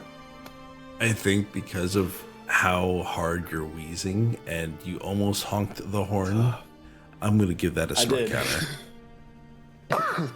I'm not fat enough to be wheezing like this. Why do I laugh when I wheeze? I didn't used to do this. Why do you wheeze When when you laugh laugh? when you wheeze? Why do you laugh It's when you not wheeze? about, it's not about how fat you are.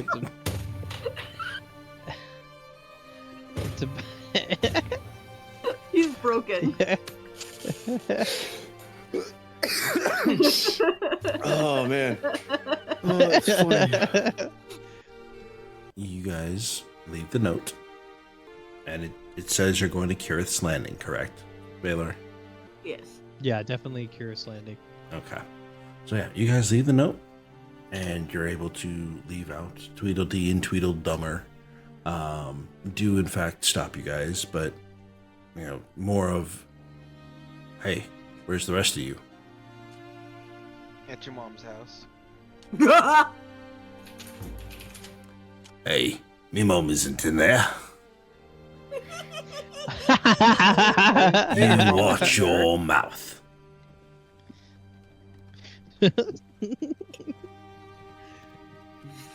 Baylor wants to get in a fight. Available. I'm in a fighting mood after what just fucking happened. No, I don't I blame don't blame you. I don't 'Cause blame Dorok you. My second Yeah, home as just well. got fucking destroyed. You Just know, make sure Dorok's in enough earshot that he'll join you in the fight. I'm trying to stay unbiased in this, but at the same time, if You want to fight? I saw Smug's camera. Is that what you're saying? Is that what you're saying? We're allowed to get in a fight? No, but what I was gonna say is, if everywhere you go disappears, maybe it's not the place.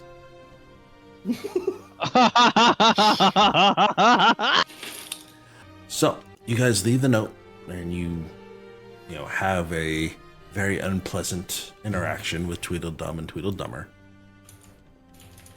But they eventually let you pass with the why I oughta kind of thing. So you guys head south to Kirith's Landing. All right. No, I'm just. Alright, anyways, Curious Landing! You guys have made it back to Kirith's Landing. Let me grab the map. Okay, Dork's gonna suggest we, he's gonna say, perhaps we should talk to the captain or ask around if anyone knows of the world. There are no world maps. At least not that No, we're just aware of. look for someone well traveled. I was just about to say, DM. Mm-hmm. I know people from the continent I'm from, Mm-hmm. and I know people from this landmass. Would I be able to look at the sailors near the port and find someone that is clearly not from either of those two places? Yes, you would. The Dockmaster. Do you remember who the Dockmaster let's approach him. is? I do not remember his name. That was session 1. I didn't take notes yet. Oh yes, the Hold on. Dockmaster. Here's your ticket to this place. Yes. And it Please wasn't, don't out of try to set him up curiosity. with me again. Please don't try to set him up with me again. Please, for the Yes. love Oh, of that God, was a don't set different. him That up was a with me different. again. That was a different guy. was it? That was the no. Are That was you the sure? ticket guy. It was the ticket Wait a guy. He was minute. in a relationship with the Dockmaster. That was the Ticketmaster. That was the Seabreeze Haven Ticketmaster Was it? Yes. Yeah, it was. that he was trying to set you up with. Yeah, that's the other one. Are you sure? Sure. Yeah, Yes. 100%. Yes, It was in because Seabreeze that's the Haven. one that knew who I was. He's the one that knew who I was when I came through. He was like, "Are you sure you should be with? Are you sure these guys are friends? They're not trying to kidnap you, right?" That's that guy. You hear that, Talion? It sounds like you have a shot with this guy. No! Uh, No! No! No!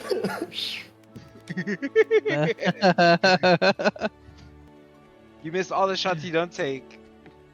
Well, what if I don't want to take a shot with any of them? I'd rather take a shot of whiskey than a shot with anyone. Perhaps I'm gonna write some down my mug of notes. ale instead. I'm gonna write down my notes. Find a man named Whiskey. You never know. You never know, Talion. Redelia always says, "The shots you miss, you might end up among the stars. Something good might happen." That's actually quite lovely. Thank you. Give Note it a how I try. don't say his name because I don't remember his name. I honestly want you to give your best guess, and I want to see how far away this is going to be. What Talion would assume? Yeah, like what do you assume his name is? And then let's just see how far off it is. His name is Nolan. I do not have this guy's name. No, your name That's our best My- is guess. Nolan. Oh, Your name is Noyan's Nolan, name. Oh, Noyan's is Nolan. Okay. Nolan. But if he clearly doesn't look like he's from here, He he looks would like know the most sailors. yes. I mean, if you're looking for a sailor, I can just send you to a sailor, so you don't have to worry about trying to remember this guy's name or awkwardly try and interact with him without remembering his name. Nah, I don't remember his name anyways. Okay. I love to him. It's okay. I forget people's names all the time and pretend I remember them. Fair. Okay. Just have to steer the conversation away from his name. And so you walk up to the dockmaster. Mm-hmm. It says, and he doesn't even look up. He says, "Yeah, what do you want?" I have a quick question. We're looking for like, what are they called? Volcanoes. Do you know an area with a lot of volcanoes? Because we want tickets to a boat that. Yeah, we need tickets on a boat to get there. Maybe. We don't sail into volcanoes. It's bad for business. Right. But maybe like the city nearby that has to deal with them, or something like that. Volcanoes. Yeah, I don't know of any volcanoes. You have a nearby city name? No, but it's called the Devil's Spire. Devil's... No, I never heard of it. Hey, Joey, you heard of a Devil's Spire? No, boss. I ain't heard of no Devil's Spire. Yeah, we don't know it. Would you know a sailor or a traveler or a captain that's been quite traveled? Well, there's only one boat on the dock. And again, he hasn't looked in your direction even once. Right. There's only one boat on the dock. You can go talk with the captain there if you want. Otherwise, you can purchase a ticket. But I gotta get back to work. Okay. I'm going to turn around and walk to that boat. Okay. Let him do his thing. He told me no. I'm moving on. Okay. So you head out and you see that there is a fairly large boat. Like it's prepared to go not just locally, but it's going to the other continent. Mm-hmm. And the deck master, whatever you want to call it, the guy that's kind of taking tickets to get on the boat, has his clipboard out and he's watching, the boat being loaded up. And it seems like there's not a lot of large cargo being put on the ship. So as you walk up, he kind of looks at a ticket, please. Oh, I don't have one for your boat. Are you the captain? No, I check everybody on. I make sure that the cargo gets loaded. Captain's in his quarters. Well, then, I need to speak with him. Why? You're not one of those, I have- what do they call them? Escorts, are you? No. Sea wench. No. I was actually going to ask if he had some information. You guys are sailors, so you've been a lot of places. Maybe you've heard of something? What is this, a shakedown? Not at all. Good, because I don't like being shook. What are you looking for exactly? Then I won't shake you. Oh, we're looking for a couple things, really. Though off the top of my head, a place called the Devil's Spire, or it's volcanoes, mountains that like, and I'll do it with a hand gesture, they like explode. I've only ever heard of them. And then another one is we're really trying to find some kind of jungle, but not like those trees, like bigger trees. Well, there's a couple jungles on the eastern part of the northern continent. And the Devil's Spire, I've heard of it. Never been there. It's in the Ever Plains. The middle part of the northern continent as well. And then I'm gonna continue the conversation. Oh, that's actually very, very helpful. You like water, right? No, I'm terrified of it. Why? Oh, well, maybe I don't want to ask you that. I don't know what to ask you about if you're scared of water.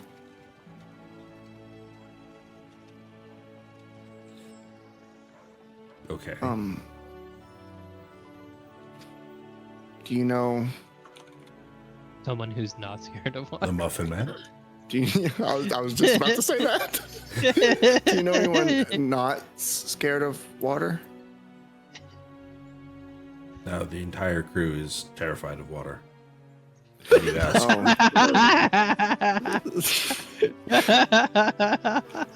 Well, I was gonna ask. Were you if any born of you- yesterday? No, Oh. about 9 months ago.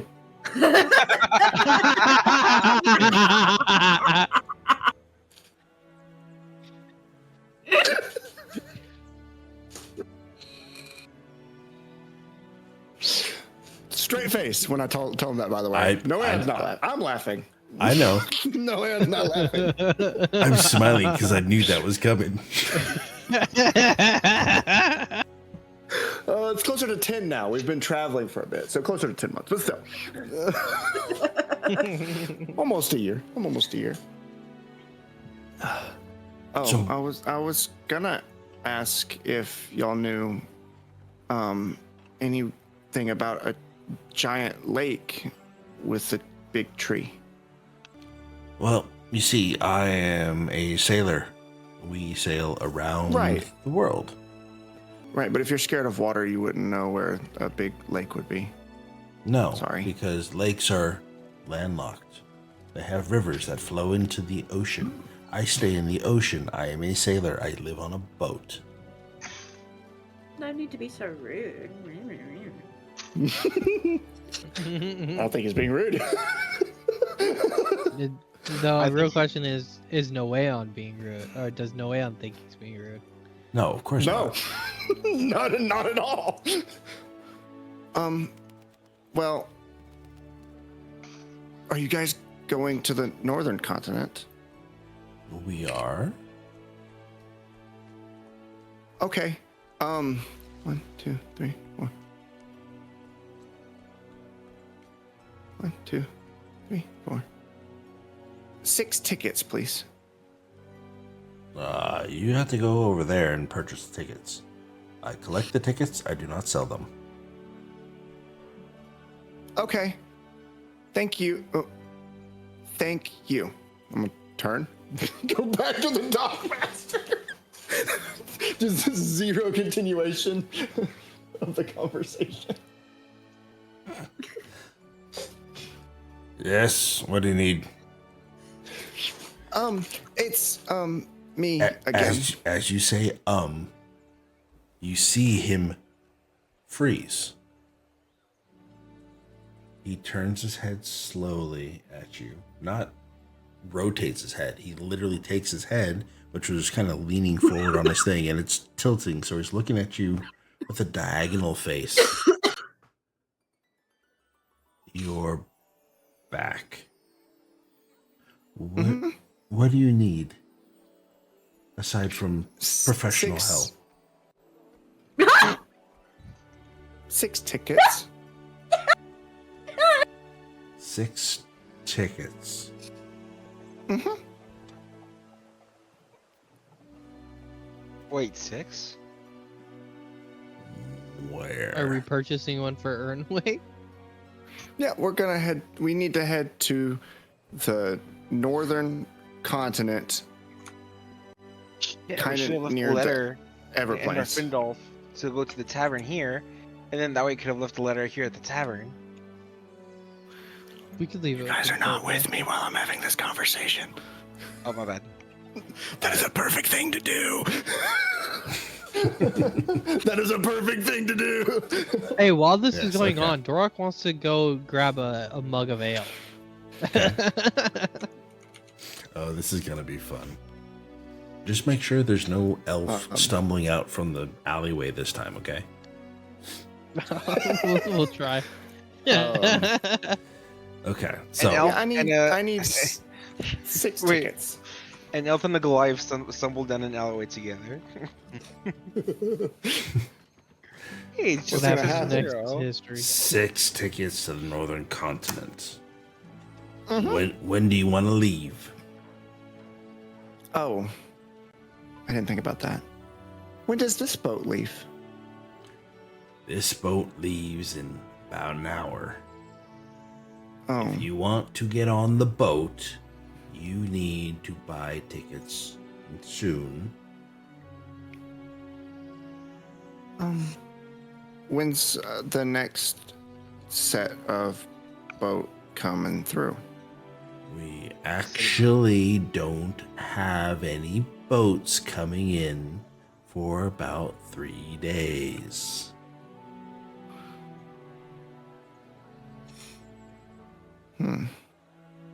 God, why is he being so mean to him? Jesus.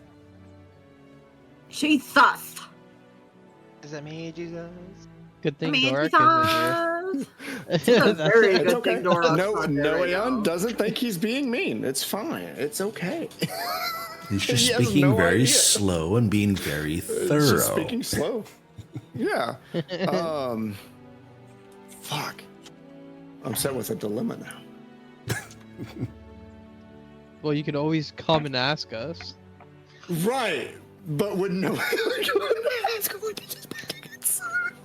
I think you're laughing when you're wheezing Roll. again. I couldn't understand a single word you just said. Yeah, He said, all I would heard was he said, no, would Noeon come and ask us, or would he just buy the tickets?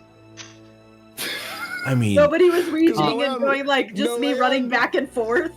Noeon walked away. the To go Ticketmaster get seems to be tickets or very figure out where to helpful. go. He's making sure that you have all the Right. information you need. I mean, Okay. What- you know, what- this is Dungeons and Dragons. okay. So let's see. What are you gonna roll? Noeon's gonna see if he's wise enough to make the decision to ask for help. Hey, I need to ask my friends if we need to leave now or not. I'll be back very quickly. well, you better And- hurry up. Tickets close in about 6 minutes for that ship. So go find your friends, get some money, and come back, and I'll give Already you your gone. tickets. Already gone. Okay. But yeah, while I'm running, we can figure out what everyone else was doing. Dorak went to go get some alcohol. I'm gonna follow Dorak. Okay, so while this is happening, Dorak and Valor, you guys step inside the split ore. Right?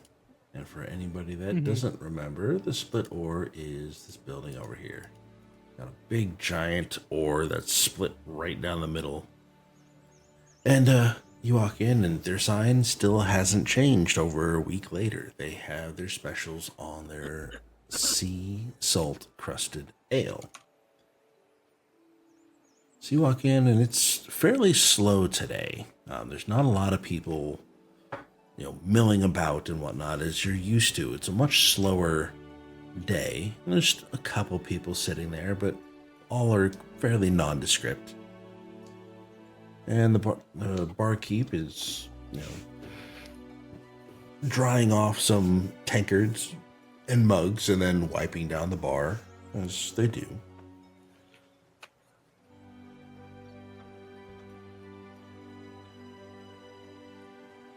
So Bark if you, will go to the counter, sit down.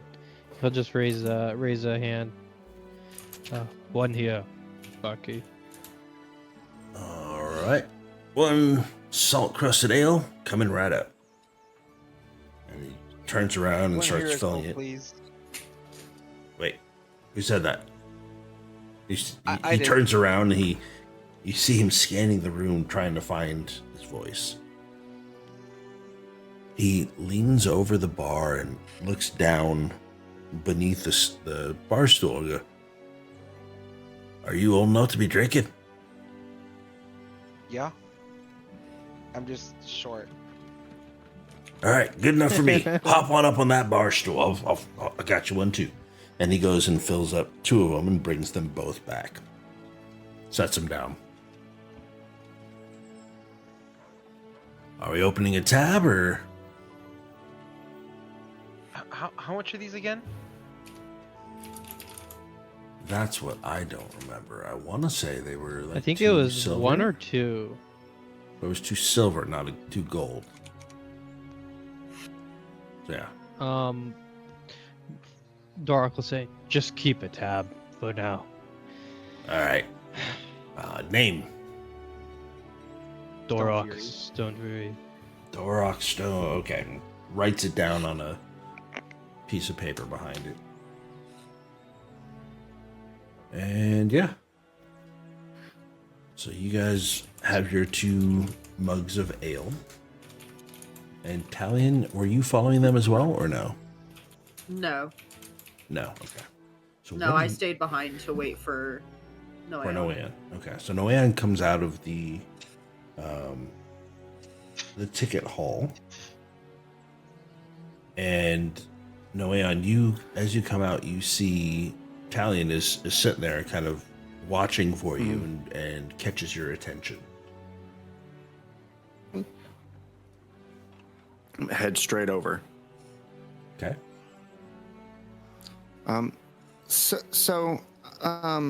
I found out some things. Okay. We need to go to the northern continent for sure, and we need to go either now or in 3 days. And by now, I mean like now. Okay. The rest of the guys went to the pub, so I can run and get them if you would like, because I can probably move pretty quick. That'd be good. I mean, like in less than 5 minutes if Gotcha. we leave now. Otherwise, 3 days. Okay, got it. And I sprint to the bar. Okay. Oh, okay. Dorak. Like full let's speed see. fucking ahead. Dorak, while A this saving is throw, or- happening, no. Well, are you chugging your beer, or are you just sipping it for right now? Sipping it right now. Okay. I had him roll because he said he chugs it. So Valor, Oh, yeah. you down the drink fairly quickly. You're not quite sure how it tastes because you're just hammering this mug. And you down it, and you start to feel a little happy. You're not drunk. Oh, but- no. Mhm. This is not a happy drunk. I am a sad. Okay, you start to my character as well. you start to just barely feel the effects of the alcohol. You're not getting drunk, but it's definitely it's there. It's affecting you a little bit. So as he so Dorak's sipping his ale, Mm-hmm. just like sitting there thinking, and he kind of like raises his right eyebrow and like looks to his right and sees Valor chug it, and he's just gonna say, easy, Valor. We don't want a repeat of last time." Fine. It's fine. It's fine. Take out a piece of paper. Well, I need to write a note for Ernwig. Because he has to find us. How is he gonna Okay. find us unless we even know? But Do we you hear him? don't know where we're going. No, I know, but I'm just Okay. they're buying tickets or something. I don't know. Once they tell us where we're going, I'll add it to the note. Okay. Now, Dear? And then Talion, Go ahead. you burst into the bar right now as they start writing down this note. And you see the Okay. two of them sitting at the bar, and Valor is kind of hunched over a little bit. You can't quite see what's in front of him.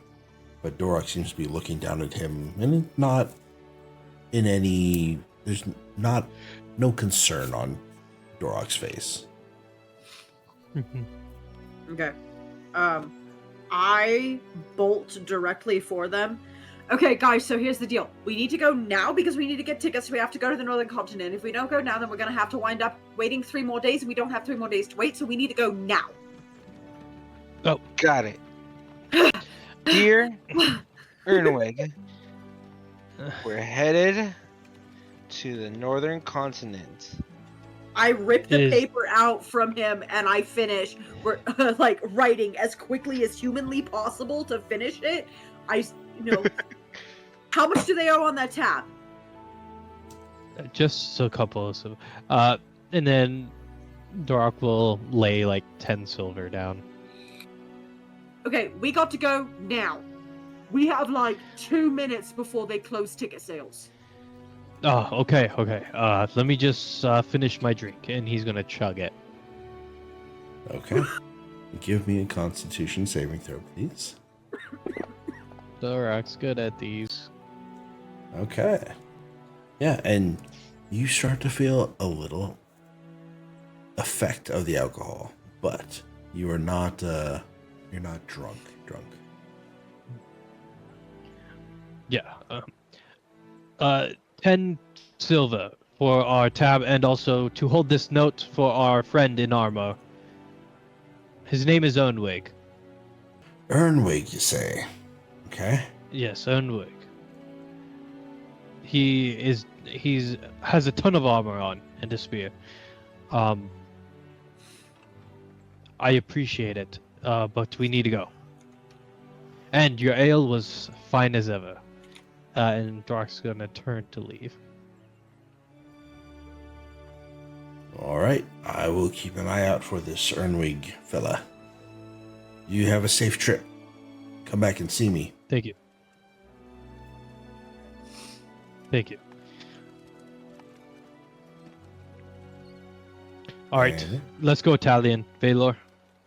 Alright, let's go. Make it quick. Okay. Pick him up if you have to. We have to go now. And you guys start running back towards the Ticketmaster. Now, Noeon, did you follow Talion to the pub?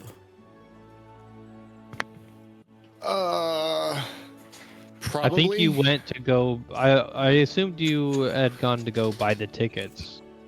Oh, I After didn't you know got what we're doing. But I didn't get confirmation yet. Okay, so you haven't bought the tickets. Okay. Oh, No, I've because Talion said, okay, well, I'll let them know. And then I didn't know we were choosing to leave And now. then he just saw me bolt the fuck off full speed ahead. Yeah, Okay. I assume I tried to follow. Talion's a little faster than me, so I don't quite catch up to him, but they clearly would have to run into me on the way back. Yes. Okay.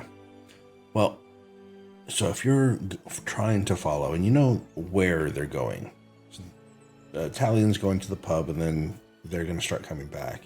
They catch you right about here. You see them coming out of the bar but you're right about here, right next to Cut Rope Alley. And yeah, you see Talion is running back towards you.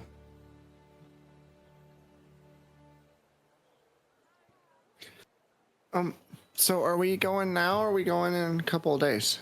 We're going now. We need to get our tickets. Let's go. Okay. And the like, ticket and that's ma- all spoken as a drive-by. Just come on, let's Yes. go. So now Yeah, so Noeon, I'm Sprinting gonna to the put you here, Ticketmaster. and Talion's here. So Okay. by the time Talion starts talking, Talion is here. By the time Talion ends talking, Talion's here. And you're still right there. Yeah, I'm turning around and trying to follow. So Talion, you turn the corner and you Tubei in tow. see... Skirt. Yep.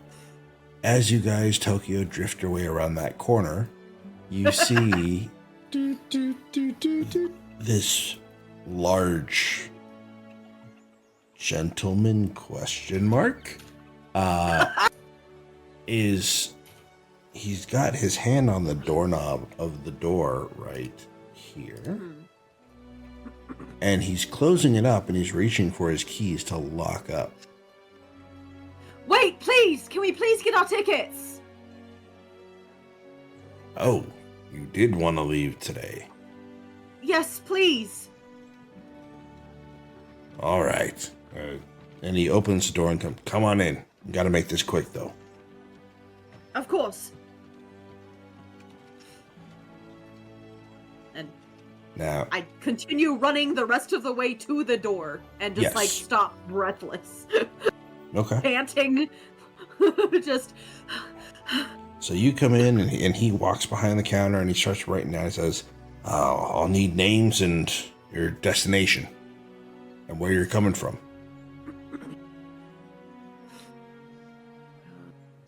Let's start with your name. What's your name? and again, I miraculously remember Arthur Weaselby. Arthur Weasel. Okay. And your friend with the purple hair? That's Nolan. And Something. Nolan. Okay. You need 4 more names. What? Okay, hold on. I need to find my list again. I lost my list. I scrolled and I lost my list. Oh no! Fuck. Okay. I found it. Okay. You guys hear so, the ship has a horn or a bell that is ringing, signaling last call. Okay, Tubei, Terrence. Terrence. Terrence. He's got blue skin. He's coming with us. His mom must have hated him. Sure. Terrence. Yeah. And then Dwayne. Dwayne? As in Like Dwayne The Dwayne? Rock Dwayne. Johnson? I'm Dwayne. Dwayne. Dwayne The Rock Johnson. Okay. And you're... Dwayne The Rock Oh. Johnson. Alright, that's 4 names. Who else? And then Victor. So he's the little one. Uh-huh. And then we need one more ticket for and I'm like just snapping my fingers at Noeon because I cannot think of another name for Omid right now. But I need his actual name so that we can put it with Wait, the why are we buying a letter. ticket for Ernwig? You're Because we're not leaving it with there. a note. But Because we're he's gonna not leave going it- to be able to hop on the ship. You're We're going to be leaving a ticket with the note. for a ship that's Oh, departing. Oh, well, fair. But yeah, I was going to say, does the ticket work for Mm. your other ships? No. I was it's going going to to the let Northern Talion Continent? figure that out on his own. Oh, my bad. Sorry, guys. It's okay. It's all good. Fine. It's all good. And then And where are you going to? the Northern Continent. We're taking that boat to the Northern Continent. Please. So you're going to Southport. Yeah. Okay. Southport. Where are you coming from? And all fuck it. Yeah. Excuse me? In Norfindal. We were the last of the ones to leave when the dwarves all left. We were the last of the villages around. Endorphin. You're not a dwarf. We lived in the mountains just north.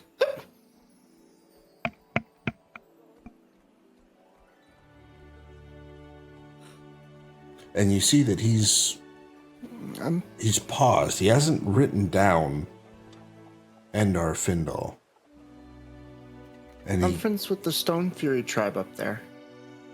And he looks up and he looks at you. You can tell he's looking for something. But he's scanning your facial features. He's really off-put all of a sudden.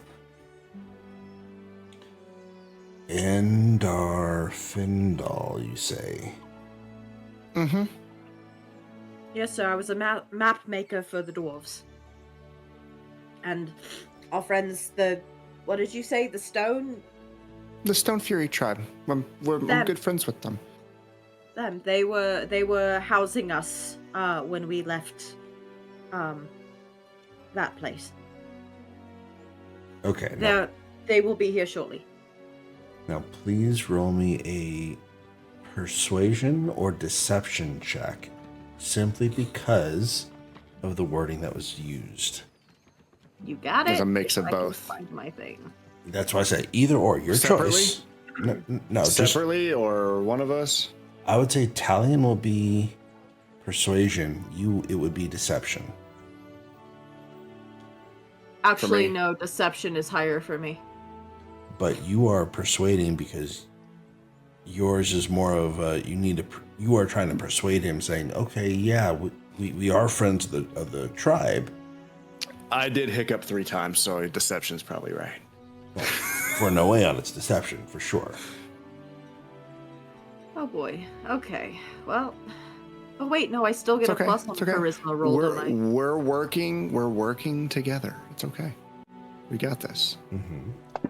That's why both of you are making the roll. No, both of you are making the roll, so that way you can. Oh shit! Oh shit! Whoa! Let's go! Let's go! Let's fucking go!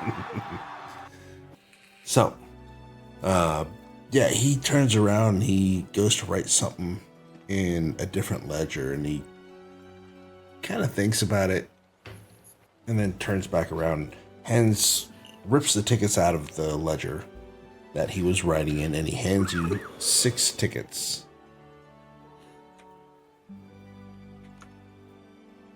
There you go. Don't be late. Thank you. And turn around and exit and head back toward the guys so that I can give them all their tickets. Book it. Okay. So you give everyone their tickets, and you guys hurry up. You get to the boat, and Dockmaster, or the deck master, sees you running down the docks, and he holds the people that are just about to pull the gangway away from the deck. And you walk up the thing and, tickets, please. And he checks your tickets, and you find out that they are correct. Or he finds out that you guys are indeed holders of tickets of passage, and he allows you on the ship. Perhaps, what did we do with the 6th ticket? As we're already on the boat. We just have it. Talion, you have a ticket for passage from Kirith's Landing to Southport. Under the name Esteban.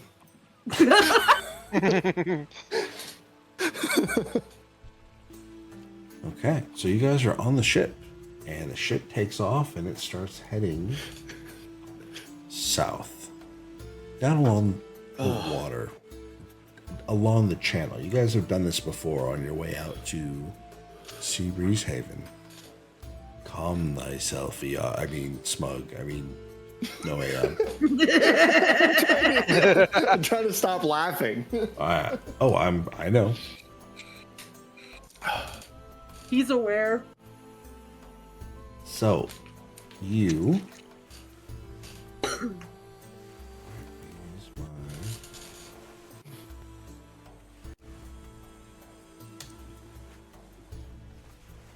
So you guys head south. It takes a couple days, and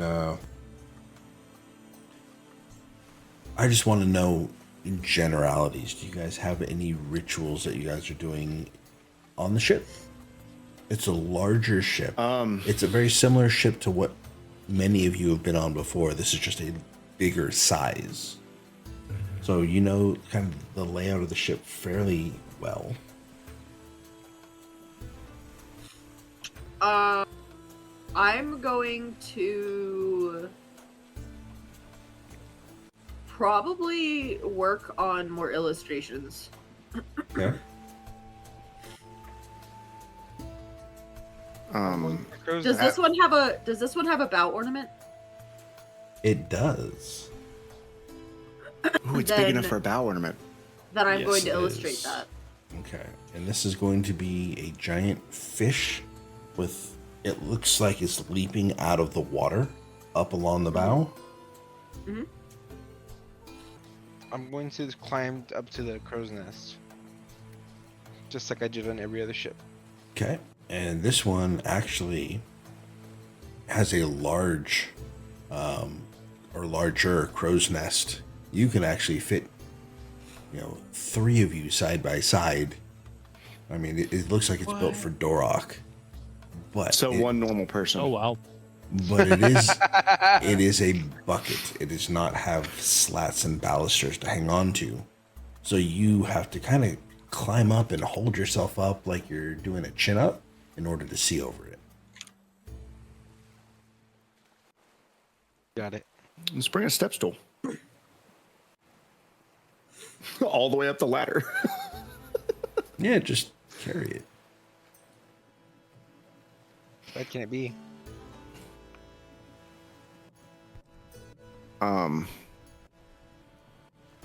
I would keep up with mine and Tube's meditations and morning prayers. But I would like to find some time, maybe about how long would this journey be? Do we have an estimate if we ask the crew? If you ask the crew, they say it's going to take about 2 weeks. About 2 weeks, okay. About 4 days or so in, I would like to find time to ask Dorok to help me learn how to use a whip without actually pulling the whip out and smacking stuff around. Interesting. I Dorok. haven't actually had a chance to use it. But you know a lot about weapons. Yeah.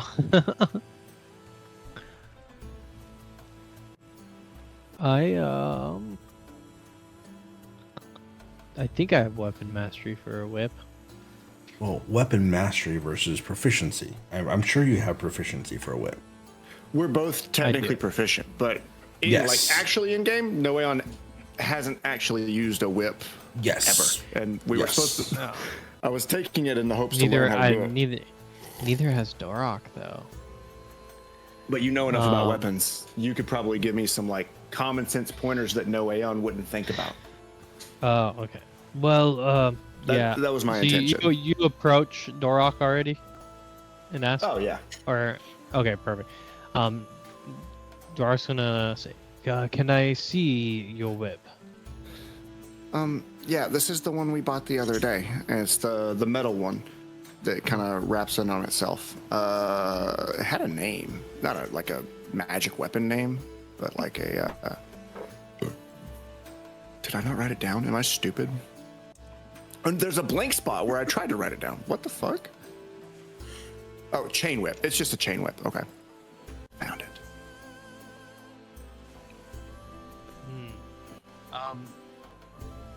Yeah. So there are a couple things you can do with this. You can, of course, extend out and whip, and then he's gonna demonstrate the motion. Make sure you have a nice snap of the wrist. That'll get the movement down. Another thing you can get is you can wrap it around a weapon of another person, and then you can pull the weapon from their hands. Of course, you need a lot of strength to do so, but It's good to but know I that do I like it. how to use it. Continue. It's mainly about the feel of the weapon more than anything. You need to practice and practice with it until it becomes just like another one of your arms. Then you can say Okay. you are proficient in this weapon. Okay. Do you mind showing me like how to actually make it snap a couple times? Sure. Perhaps there's somewhere around here we can do this. And throw Yeah, us or a we look can- around. Surely we can also like use a different, like an actual rope, just to like No, practice just the a rope. motion. Yeah, Um, that's not a bad idea. He'll get a piece of rope then that he has and cut it to the length of the whip. whip. How long is the whip? Like 5 I feet? don't know, probably about it maybe 10 a little feet? longer than that because it has reach. Yeah, whip Does it would not? be at least Yeah, it 10 has feet. reach.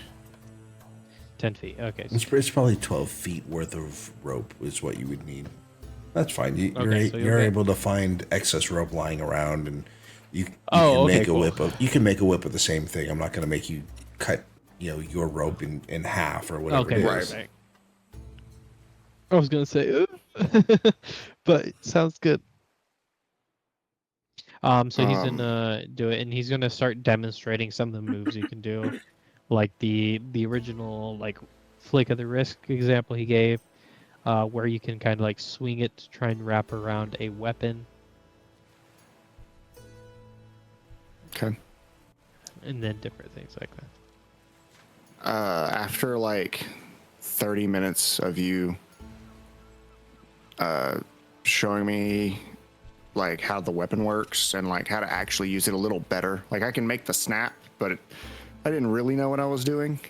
After about 30 minutes, when I'm silently like repeating the moves, I speak up. How many people were in your tribe?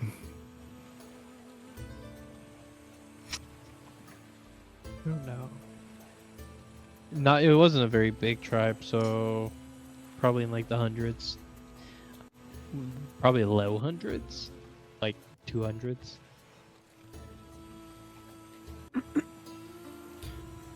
How many people are normally out for scouting missions at a time?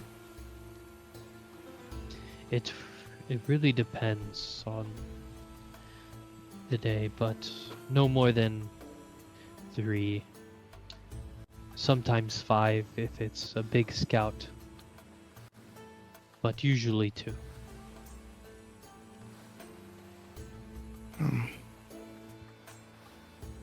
I have another question if it's okay. Sure. The Earth Mother, is she kind of like Akka?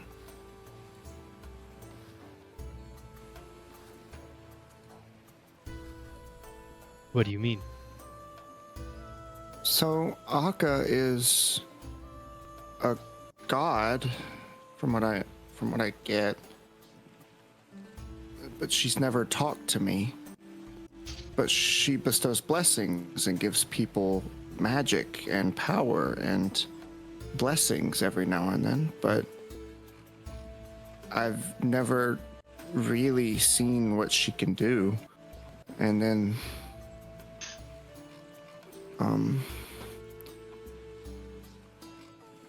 Hrogar said the Earth Mother's the one that caused the landslide.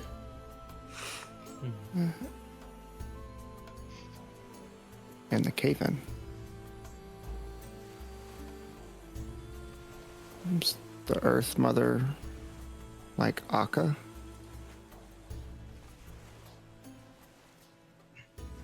Kind of, but different in ways. I would say that the Earth Mother is the creator. the Earth Mother is who we, Stonefury, look to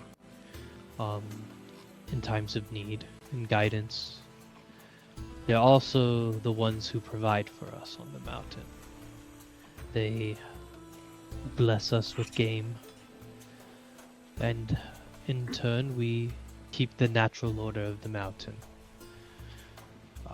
Less involved in some ways. You spoke of earning magic and such from Akka. Very rarely do Stonefuries gain magic from the Earth Mother, as we are mainly channel the magic within us using the Earth Mother's guidance. At this point, Noeon stopped like practicing the whipping motions and the like weapon training, and goes quiet for about 10 seconds and then eventually speaks up again.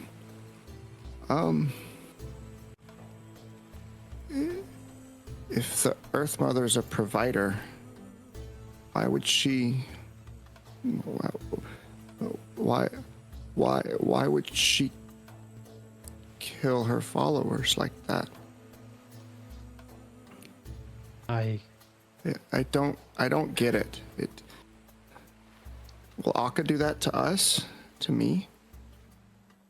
I do not know. The gods have their own timing and plans. All we can do is push forward and do our best to,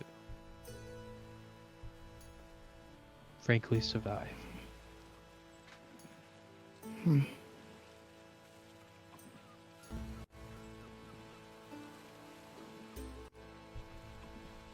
Has the Earth Mother spoken to you before? Yes. In their own way.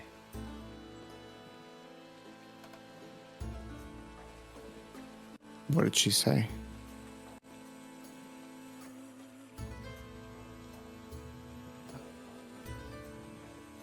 It was a while ago, but they spoke. I was on a hunt, and I spoke to the Earth Mother for guidance to lead me to my prey, and I was prompted in a direction in which to follow, and I did, and I got my prey. But I have not had a conversation with the Earth Mother.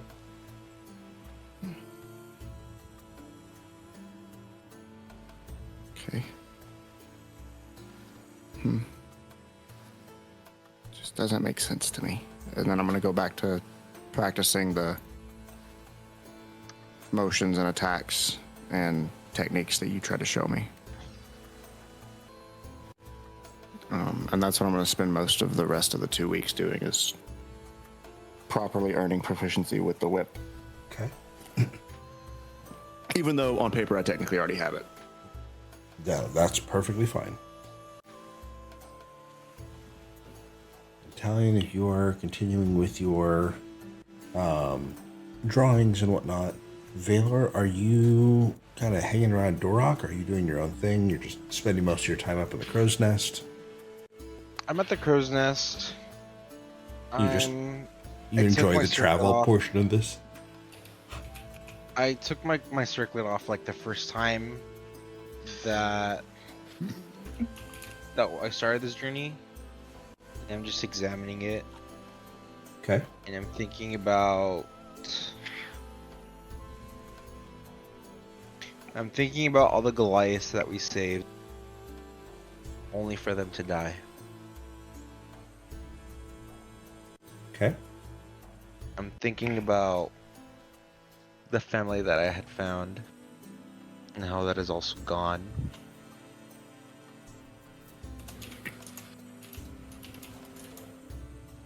And then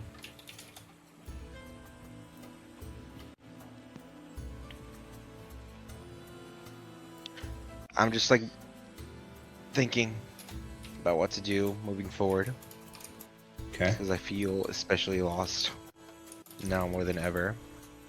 But I also know that I have to be there for Dorok. Now, as you are reflecting on this, as you say you take your circlet off and you're looking at it, staring at it. Now, have you ever, and this is a genuine question, have you ever really looked at your circlet? Or have you always seen it as an artifact that your parents, found and gave to you and you just worn it because of that? Repeat the question. I think the first half cut off. Have you ever really just examined the circlet? Or has it just been my parents got this, it's an artifact, and I feel like it's important, so I put it on and never took it off? Have you ever actually examined and really looked I've at definitely the detail never of it?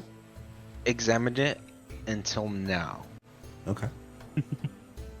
It was definitely more for sentimental reasons than anything else. But now I'm really looking at it. Okay. Well, what details or what information do you have on the circlet currently? If you don't know, that's perfectly fine. I'm trying to figure out how much I've given you because I don't think there was anything to begin with. I don't think there was anything to begin with. Okay. So this one, I do have in your story. You unpacked it, you unwrapped the circlet, and something within you basically told you, or you felt like it was calling to you to put it on. The moment it touched your head, something bright and painful shot through you. But it is a different kind of artifact that you've ever seen. It has two almost competing art styles of things with it. You have a kind of a delicate gold filigree,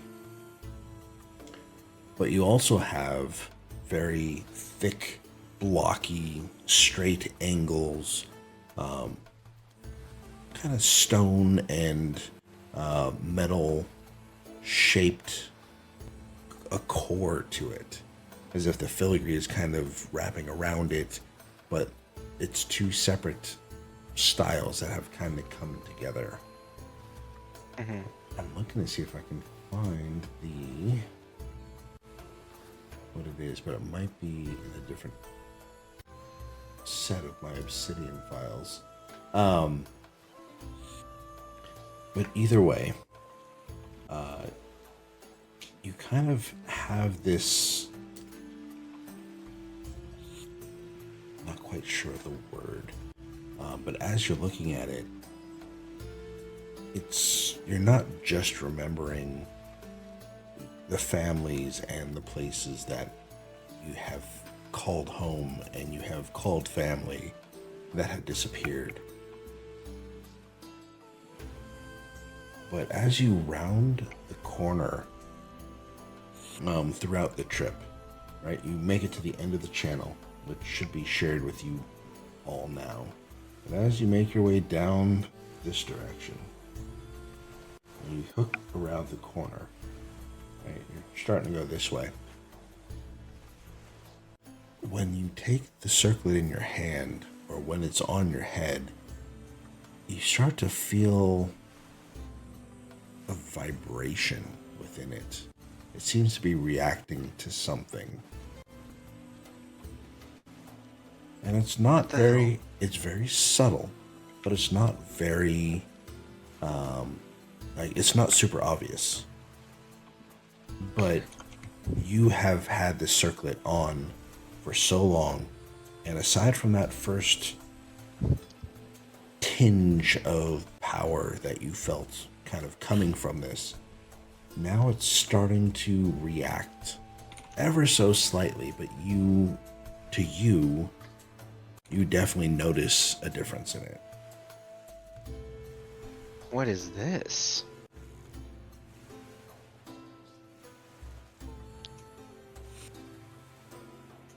Now, do you tell anybody about it, or do you kind of investigate first? I want to investigate. Okay. So another day goes by, and you see that you are traveling kind of north along this area here. Right? You guys can see the arrows that I'm drawing?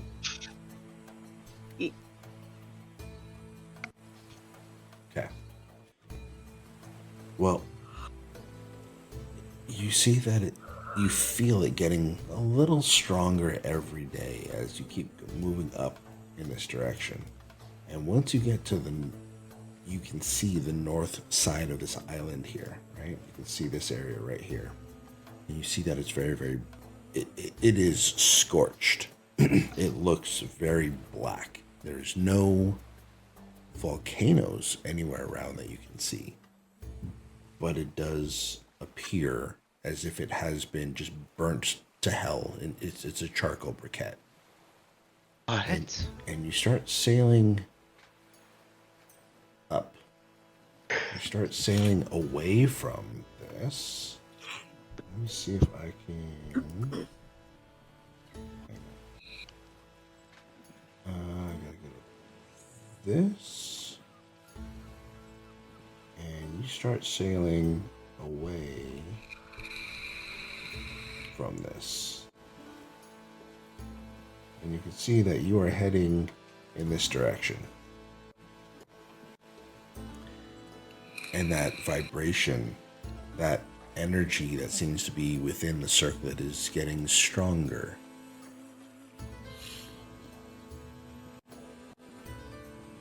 When you are wearing the circlet, it feels like it's kind of like massaging your head at this point as you keep going north. A few more days is passing. And you continue north. And the wind dies down. And you can feel that the boat starts to slow.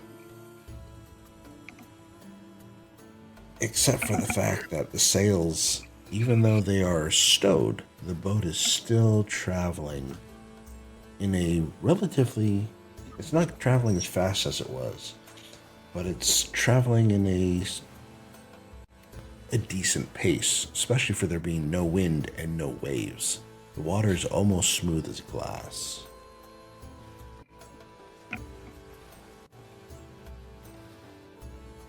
That's crazy.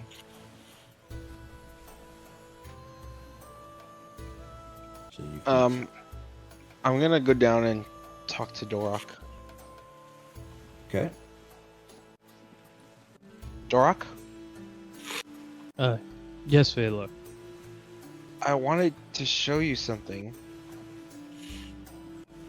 What is it? And I show you my circlet. Your circlet. Yeah, look, grab it. Do you feel that? Dorok, you do not feel anything. It's a circlet. It's a piece of metal that's worn on a head as a crown. Yes, it's a circlet made of metal. It almost feels like it's vibrating. You don't feel that? Do I still feel like it's vibrating right now, or has it just not vibrating now? You feel like it's vibrating.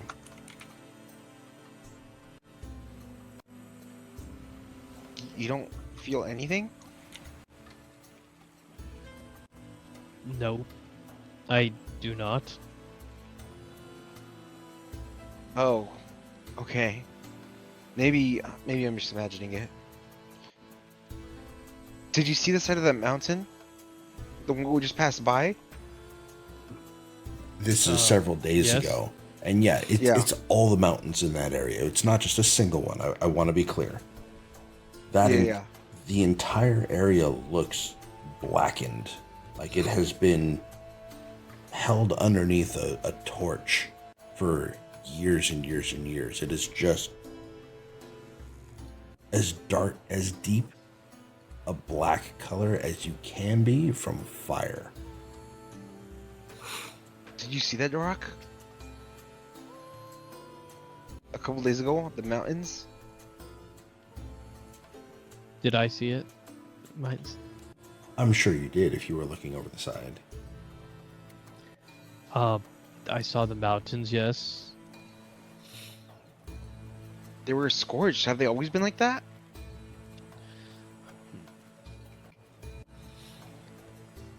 Dork's gonna look into his mind and try and think if he's ever really seen them from a distance, and if so, if they were scorched.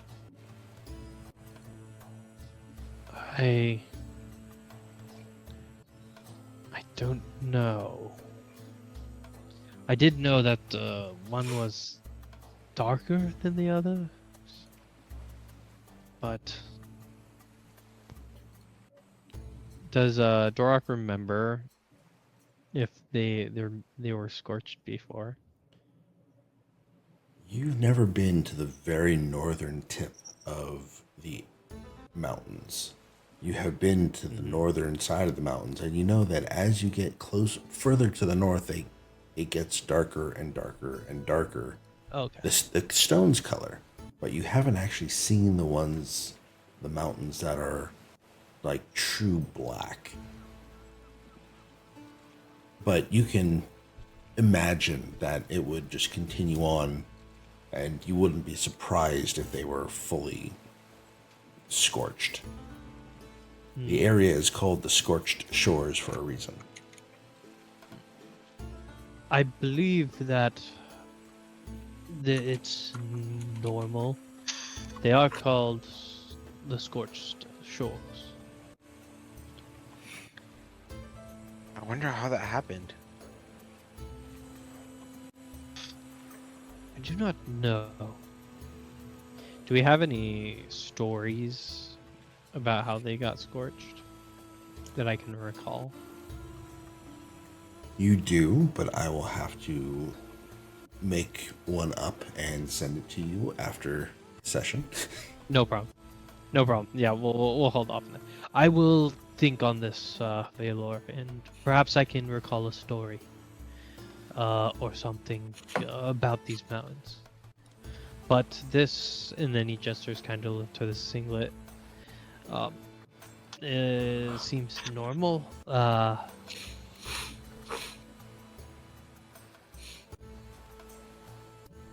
Was there something wrong with it? Oh, the circlet. It's fine.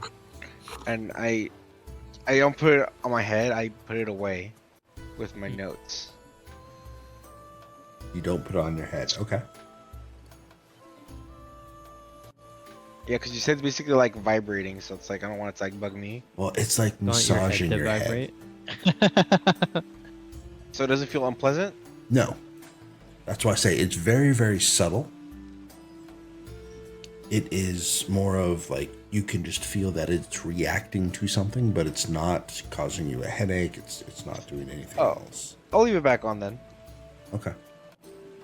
It has a pleasant vibration that is massaging your skull. Now, as you put it back on, you hear the bell ringing. Land ho!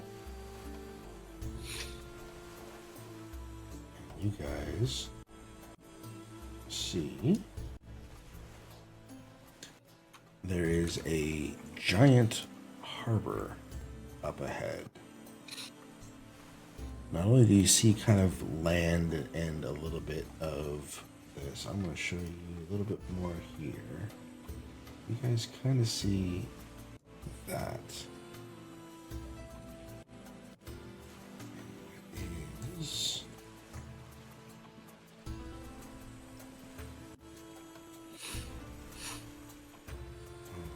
where did it go? This one. So you get closer, and it takes a little bit of time, a couple hours at least, before you guys are close enough to see that it is an actual harbor.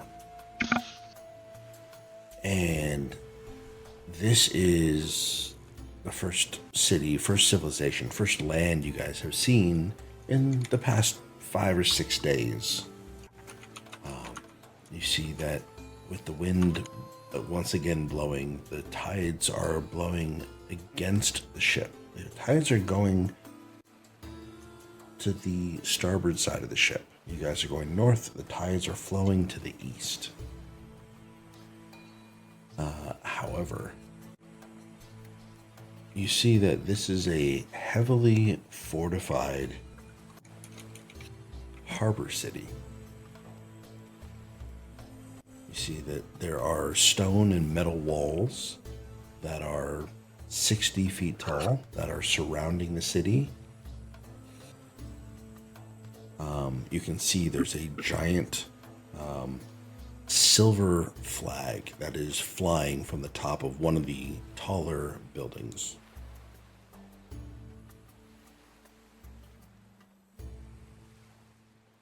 And as the ship starts to dock, the crew is saying, yeah, Southport, we have arrived.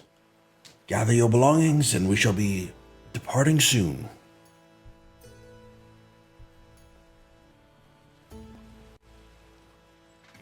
We made it, guys. Guys, we made it. We didn't die this time. Did.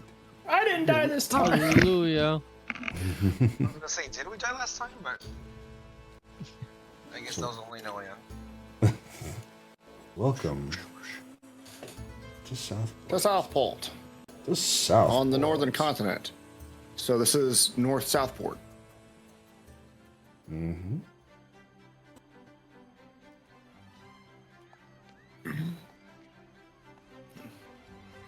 So welcome to at least a portion of Southport. Let me know when you guys can see the map. You're...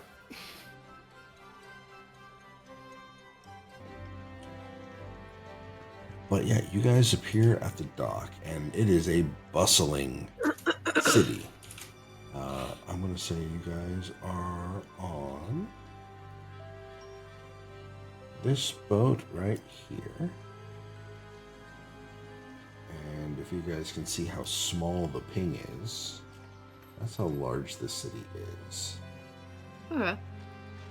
Right, so you guys are on this boat right here. And the crane is there, and it's starting to unload the ship. And there's a gangway. You guys are going to be right here on this dock. It's a big town. Yes, it is. They definitely will have some transportation here. Yes, Southport is one of the capital cities on the southern edge of the northern continent. It's a bustling metropolis.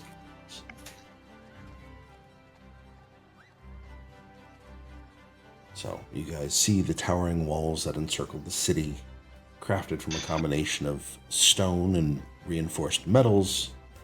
When you enter, you're immediately immersed in a vibrant blend of architectural styles. The city's layout reflects centuries of expansion and adaptation, with districts marked by diverse structures, ranging from ancient stone keeps to a more modern, magically infused tower. You see that there are grand spires that reach toward the sky, adorned with colorful banners that flutter in the breeze. And they are displaying emblems of various guilds and noble houses that exert influence within the city. But here, as soon as you step off the docks and into kind of the wharf area, you immediately notice that it's kind of a mosaic of cultures and races, right? This is a melting pot. There are all sorts of races and different types of people from all realms of the world. This seems to be a major trade and a major, it's a hub for transportation. There are all sorts of marketplace kiosks, and the air is filled with scents of exotic spices, and you hear merchants haggling. You see that the street lamps are actually made from arcane magic as opposed to fire. They illuminate some of the thoroughfares and the alleyways that aren't completely reached by the sun.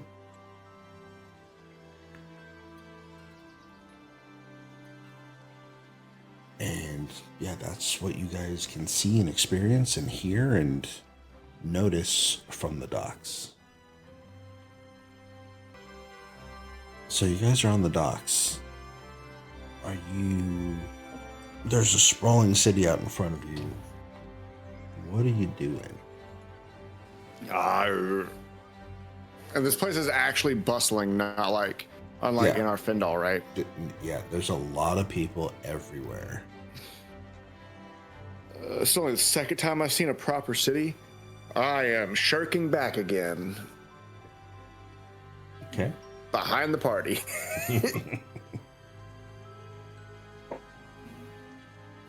Last time I did a city, we got chased away. I'm rearing back.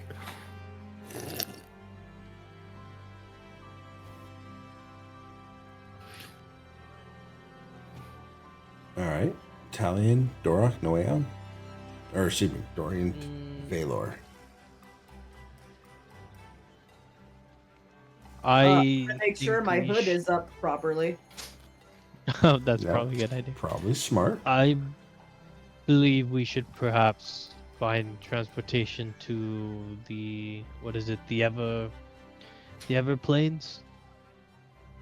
We get our hands on a map. Well, someone that knows where in the bloody hell we're going. Yeah, why don't we like Perhaps around like a tavern or something? Maybe there's like some guides or maybe some maps we can buy. Work maybe safe travels to the the Everplains. Okay, not sure.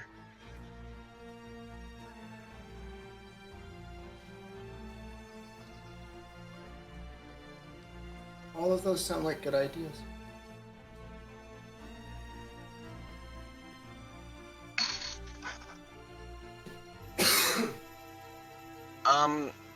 Excuse me.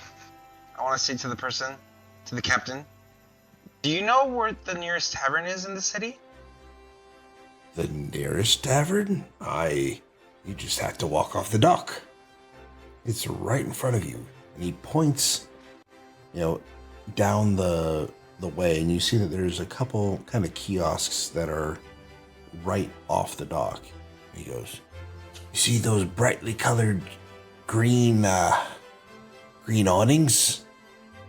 Just go right behind there. It's the big building there. Talking about this building right here? Oh, that one right there. Literally Not the green. one right. The green awnings. Like blue green. Mm-hmm. Okay, thank you so much. I enjoy.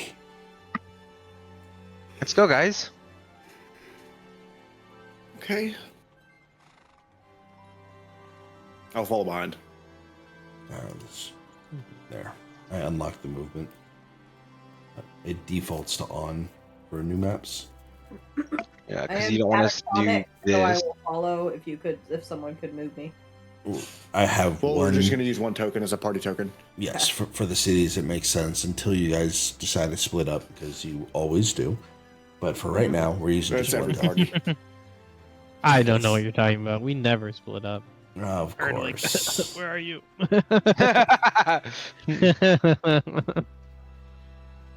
Okay. So, I think we're going to call it there. I will describe the bar or the pub to start off next session. I think this is a good place to Word. call it. Good for me. We stayed under time for once. For the first time in forever. I feel accomplished. But No, thank don't you leave me. everyone for tuning in. This was a nice, easy, gentle session on our way ramping Yeah, back up totally. to full production. Oh. Totally easy and chill. We I didn't have mean- like an hour of just like a heartache. There was no pure Only trauma an at all hour? this I session. didn't do a good enough job if it was only an hour. We will see you all next week, right? Next week is the 26th. Yes, sir. Yeah, so Yep, should be all good. June 26th, same time, 9 p.m. Eastern, 6 p.m. Pacific. We will see you back here. Yeah, have a great weekend. Have a wonderful Father's Day for everybody who is a father out there. And we'll see you soon. Take care. Bye, everyone. Have a good weekend. Bye. Bye. Have a good time. Bye.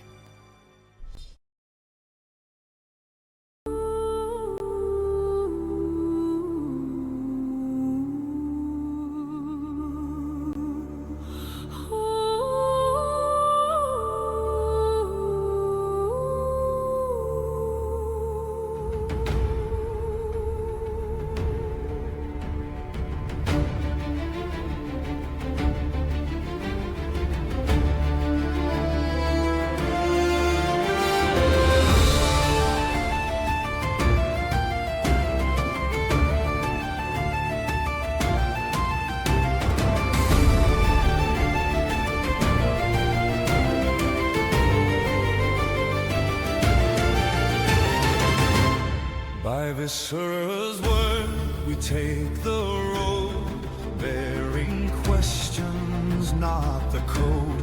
We search the groves, the stone, the stream, for signs half seen, for broken dreams. The land remembers what we do not. Scars still burn where the decision wrought. Old seams breathe where worlds once tore, and leave behind what was not before.